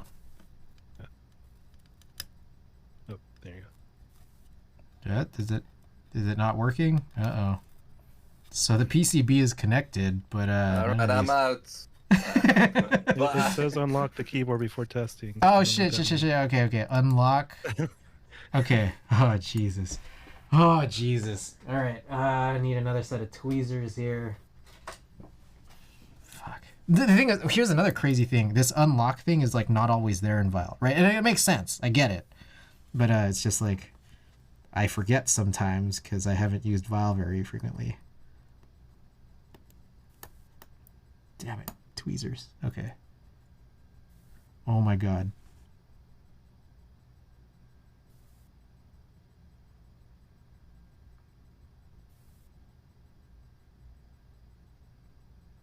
All right, we unlocked it.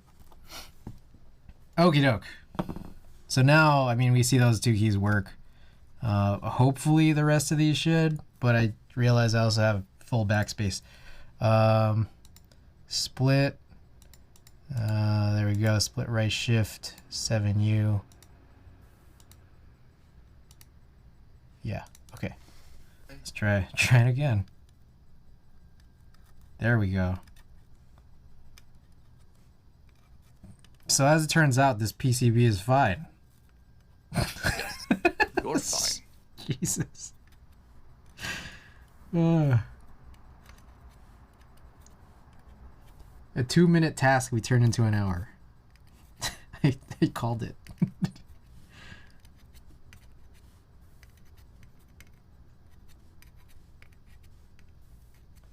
Everything looks pretty good though.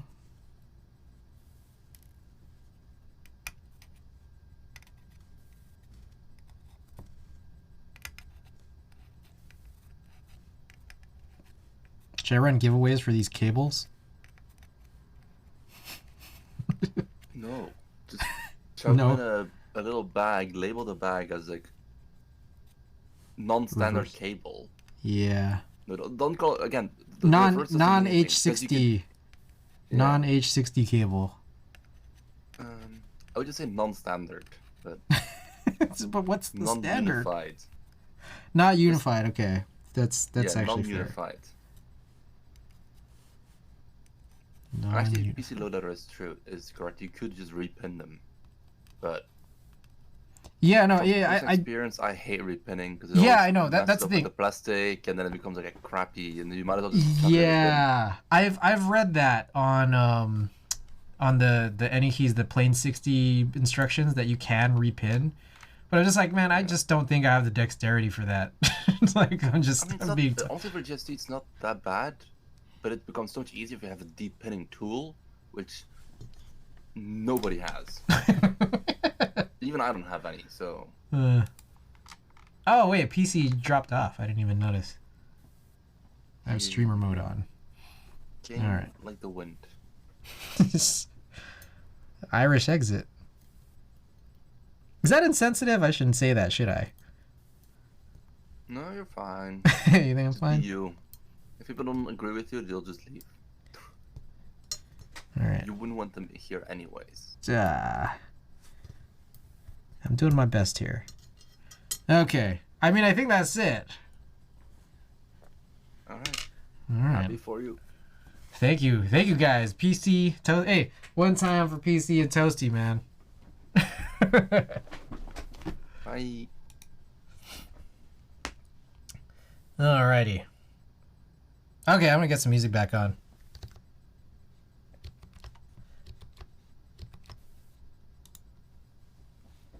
Guys, thank you. Hi. All right, I missed no fewer than 1 million messages. So let me go back here. Love to join. I'm not sure I have much to offer. Well, you still got a voice roll regardless for the times that the rare times you go on these voice chats. Discord peeps are a little low. Oh, were they low the whole time? I apologize if they were. Infuri, by the way, thanks for the follow. Welcome. Called it. You could kind of resplice them. Yeah. The wires crossed over. Yeah, no, I realize you could repin them, but it's just like, fuck. Man. Relabel or throw them away. Yeah, no, I think that's the move. Put non-H60, non-standard cables and put them in a bag labeled. Things were learned. Shoe Manuel, thank you for the follow, sub chat. Hey, guys, Happy New Year to anyone who's just tuned in for the first time. Repin them, really fine tweezers, not worth the effort. All right. Frank, welcome. Welcome. Alrighty. I mean, I think I'm good. Like, yes, we did learn a lot. Why did I do this? I plugged that in. Okay. All right, so here's what we'll do. I'm going to clean this up. And then, because we have the board out already, I'll run a type test for the IDK60, even though that had very, very little to do with what we were doing today. But it's out anyways. So let's just do it. And then after that, like, I guess I'll find some junk to give away. I'm going to keep the cables. Okay, oh wait, how about this? Look at this shit. I'm about to show y'all some.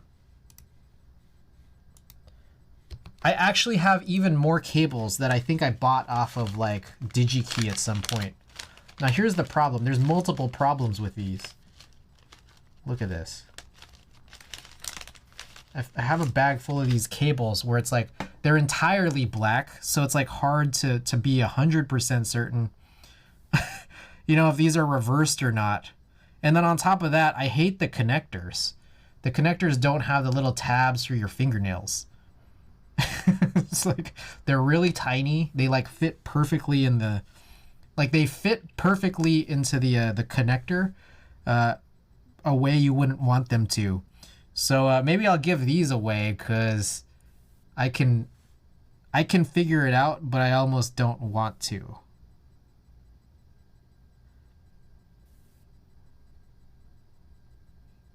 I'm gonna guess these are.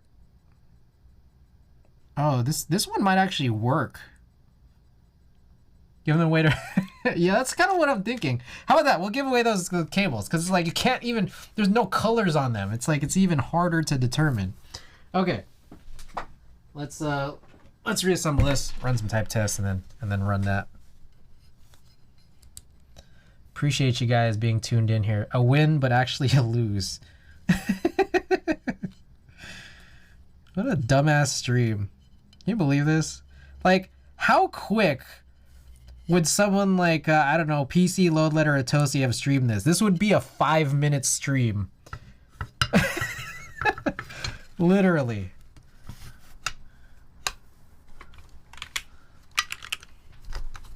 I soldered 2 wires together. I changed this thing, this connector, and that's it. That's all I did this stream. It's literally it. All right, where did I put my screws? Hey, content though, bro. Bro, I'm going crazy right now. I had these screws. Oh, here they are.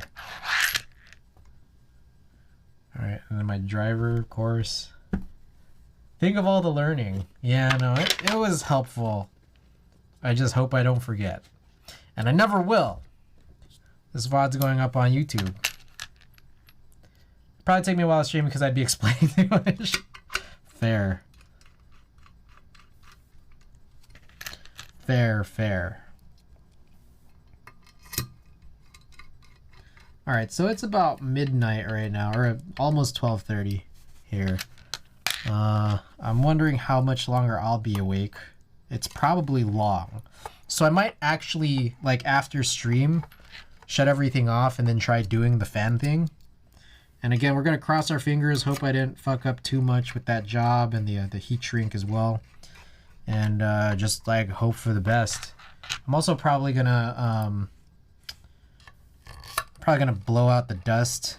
That probably deserves a little dusting. And then I think I also have that giant 200mm fan too, so I guess we got some stuff. I mean, my streams will be less than 5 because I don't loop switches, I don't loop stabilizers, just chuck it together and call it a day. I'll take 1 hour putting on the cabs. To my half a viewer. It's helpful. Hey, for anyone who does stream, here's what I would say. So long as you don't do anything doxing or embarrassing, I think every Twitch streamer should get their VODs on YouTube. I think it's just so helpful. It's so helpful to like just be able to catch them like, oh, you know, till the end of time. Even if you stream to half a viewer, I would still recommend it. It's helpful to you. It could be helpful to you and it could be helpful to others. All right. I put on YouTube. Oh, fair. Okay. Well, there you go. Even that's better than nothing. I just I regret the reality where I was streaming for like a year and a half and those VODs are all just gone. Granted, most of them were Splatoon. I don't know how many people care about like my Splatoon footage, but some of it was keyboard stuff. Some of it I really wished I still had. Probably like a solid like 3-4 keyboard streams that I wished I still had. Hey, Splatoon. Bro, I'm clipping tops for Franks right now. I would say I wish I could just call it a day, but I enjoy doing this. Well, there you go. Okie doke. All right, one by one, I'm gonna pull out all of these black cables that we're about to give away. Put them in this little tray. Is there a good website to download VODs, or can you do it right off Twitch? So if you stream, there's a way to like connect your YouTube, and then you can literally just like click an option button to like export the Twitch VOD to be on your YouTube channel that you've connected. Yeah. All right, there's like 2 more in here, I think.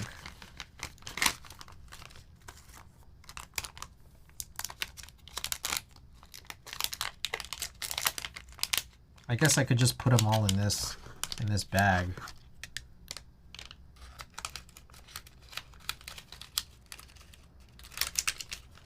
All right, so here's a question. Where do you guys know like the parts off of, I don't know, like DigiKey or whatever for like both the standard and non-standard JST cables? Like, can I just like buy a bunch of both?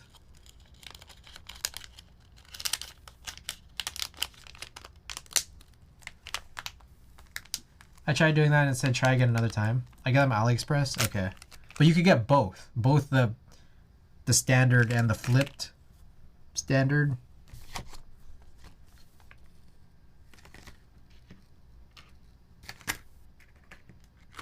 All right, and then I'll put these off to the side for now.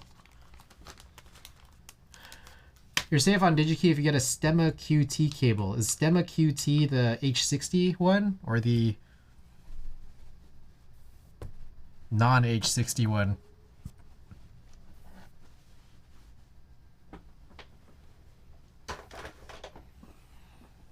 the normal one. I like how we're being very not descriptive here. The normal one is in the Sleep Dealer BB60. Here, I'll also include this the remnants of this broken, the crushed connector. There, that'll be on the giveaway too. The 90% one. Okay. All right. Oh man, there's so much shit on this desk.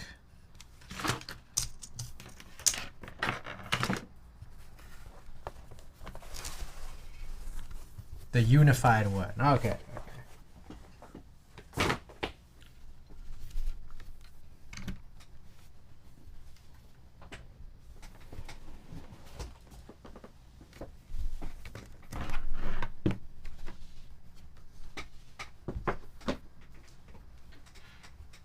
Anybody here watch I Think You Should Leave with Tim Robinson? I feel like there's so many quotes in that show where I just keep thinking about them. Alright, let's run some type tests. If anyone wants to do a prediction, feel free, but I'm just gonna run some type tests for you guys so you guys can hear it. Alright guys, this is, let me check to be sure what the details are. This is a IDK60 with, I believe an alu plate, blueberry chiffon switches with some other spring. There's a spring swap here. IDK60. TX stabilizers. Slow Extreme 5, 68 gram springs, and CRP R4 Blue Arabic. Okie doke. Ignore the mess of cables and all this that's on the desk. Let's run some type tests. You guys love type tests. All right, here we go.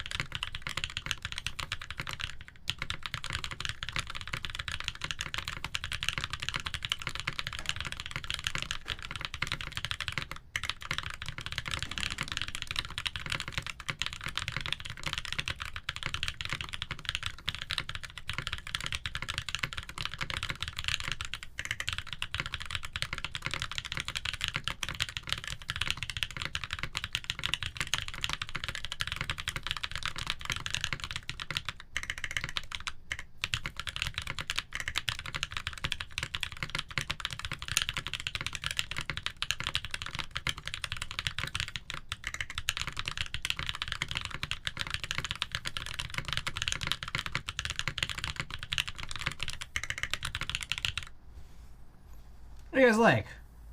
How do you guys like it? Or what do you guys think? I actually feel like I undersold it when I built it. I actually really like it.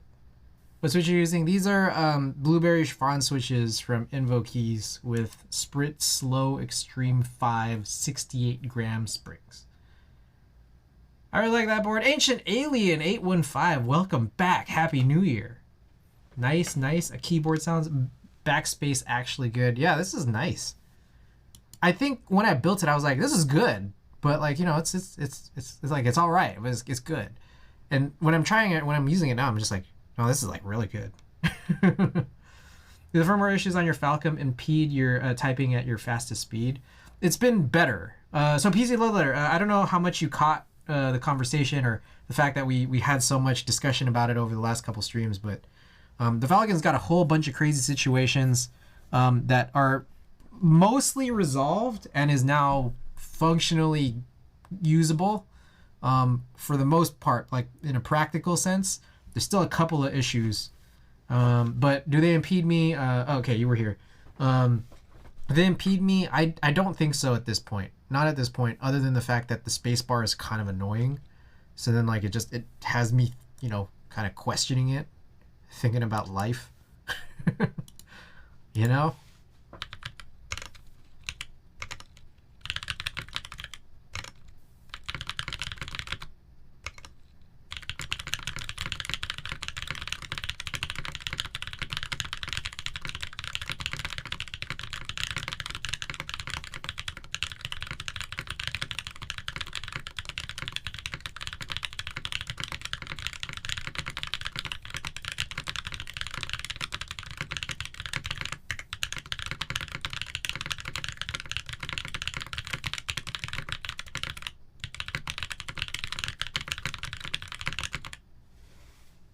Question those life choices. All right, let's do it. Let's do a couple more here.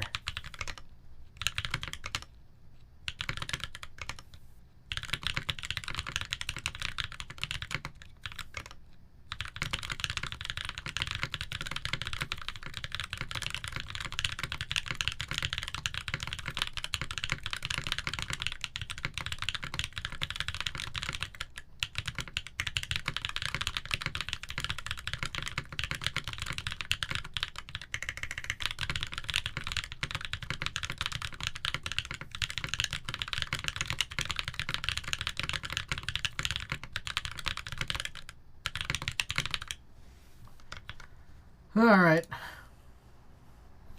Pretty cool. Pretty nice. I like it. I like it.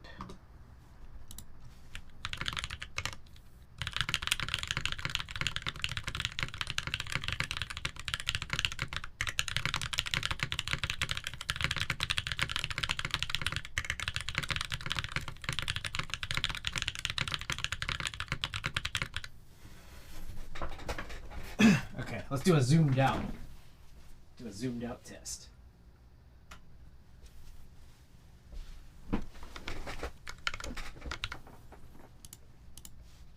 "15 seconds. Dakak, welcome. Hope I said that right. Welcome. Happy New Year. Yeah, we were just working on a couple of things here tonight. Not a build, but we're just doing some type tests right now.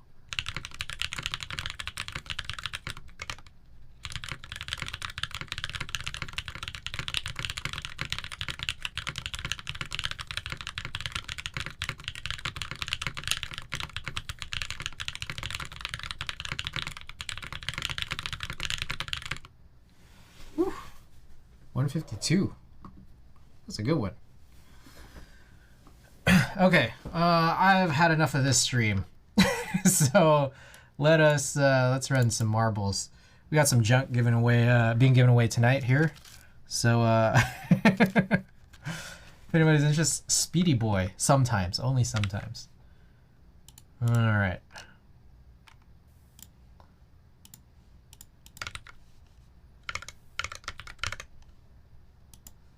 One second here while we get this whole situation arranged.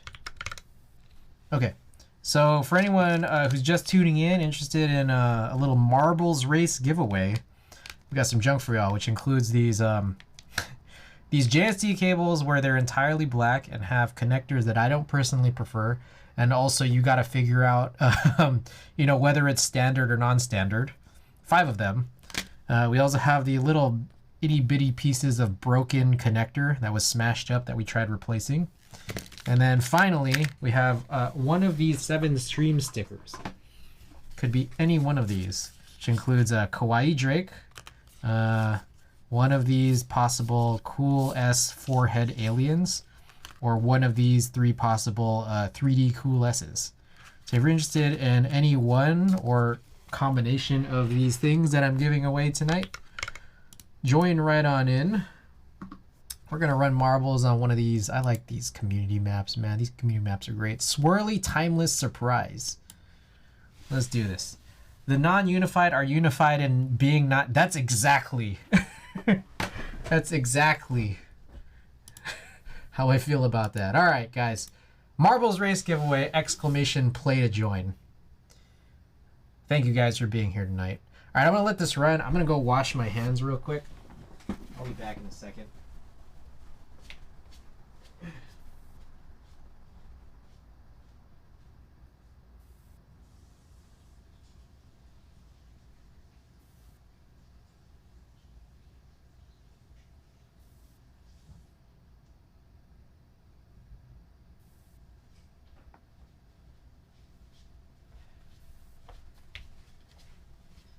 Man, I just can't believe. I literally really thought that the Plane 60 was the only one. I thought that was the only PC. Like the Plane 60 was the only weird one, and I can't believe more than one did it. Oh, that I really didn't think that was a problem.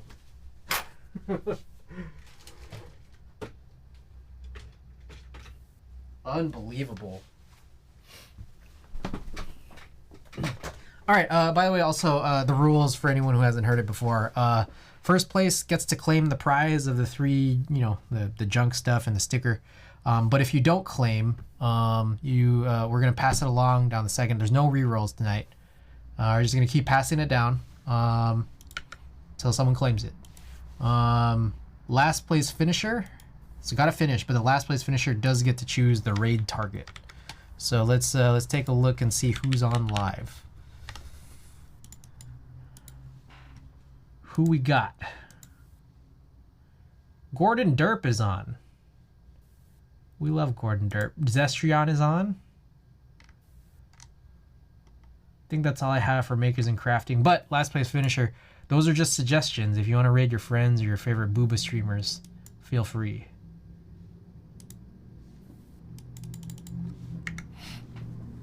All right, just about a minute left to join. I got a bit to clean up here. Oh, this is gonna be a... I feel like I cleaned up like all of today, and then I just made everything a mess in under 4 hours. Booba? Made it sick. Sick.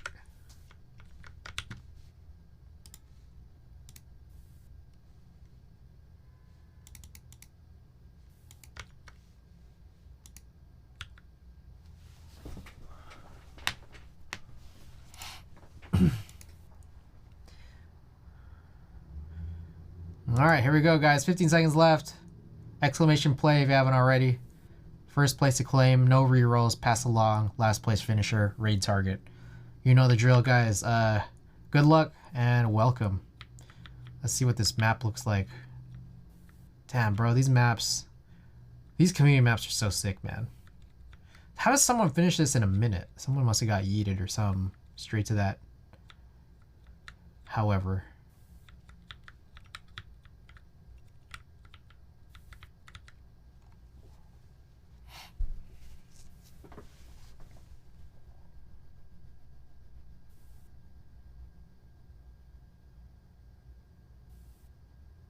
Whoa.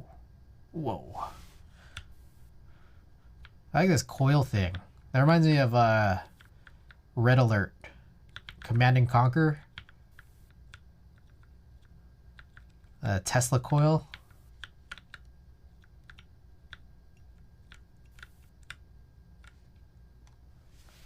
Dang, it's like you don't even know who's in the lead right now.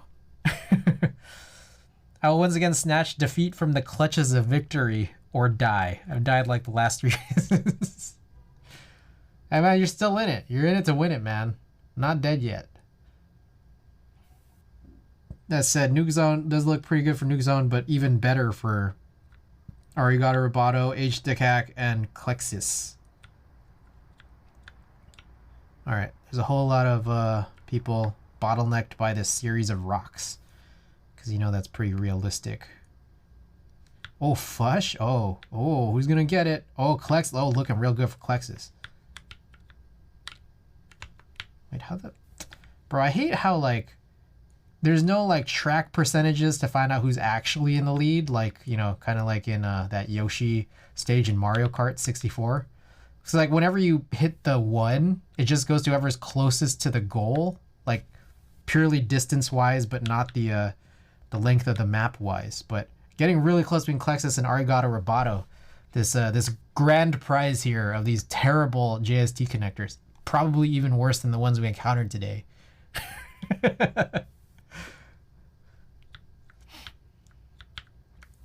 All right, who's going to get it? Oh, man, it's still very close. Very, very close. Uh-oh, uh-oh, uh-oh. Oh, my goodness. Oh, who's going to get it? Who's going to get it? Oh my goodness, Arigato Roboto with the win. Claim, big claim. Oh my goodness. All right, quick claim. Alrighty. All right, so the stream of the 30th, Arigato Roboto gets the JST shit. All right. Meanwhile, waiting on here, the last place finisher could be Dark Prez? Is it Dark Prez? Oh my goodness, Dark Prez with the last place finish. Good game, everybody. Dark Prez, if you're still out there. Is there somebody you would like to raid? Again, with the hints being Gordon Derp or Zestrion or anybody.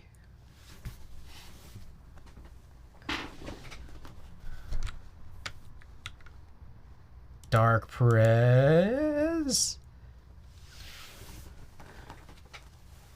Gordon Derp. All right, we got Gordon Derp. We love Gordon Derp. Alrighty, guys. Okay, so here's the situation. I will probably be back tomorrow. Probably. It just depends. I gotta figure out the whole situation with the fan thing. And if everything all goes to plan, I'll be back tomorrow with the fan thing all good. And we'll run some type tests. And we'll do those recordings. And it'll be like a pretty chill stream. I guess in some ways like tonight, right?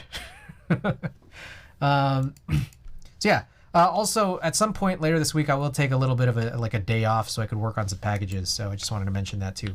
But anyways, send Gordon Raid some love. If you're,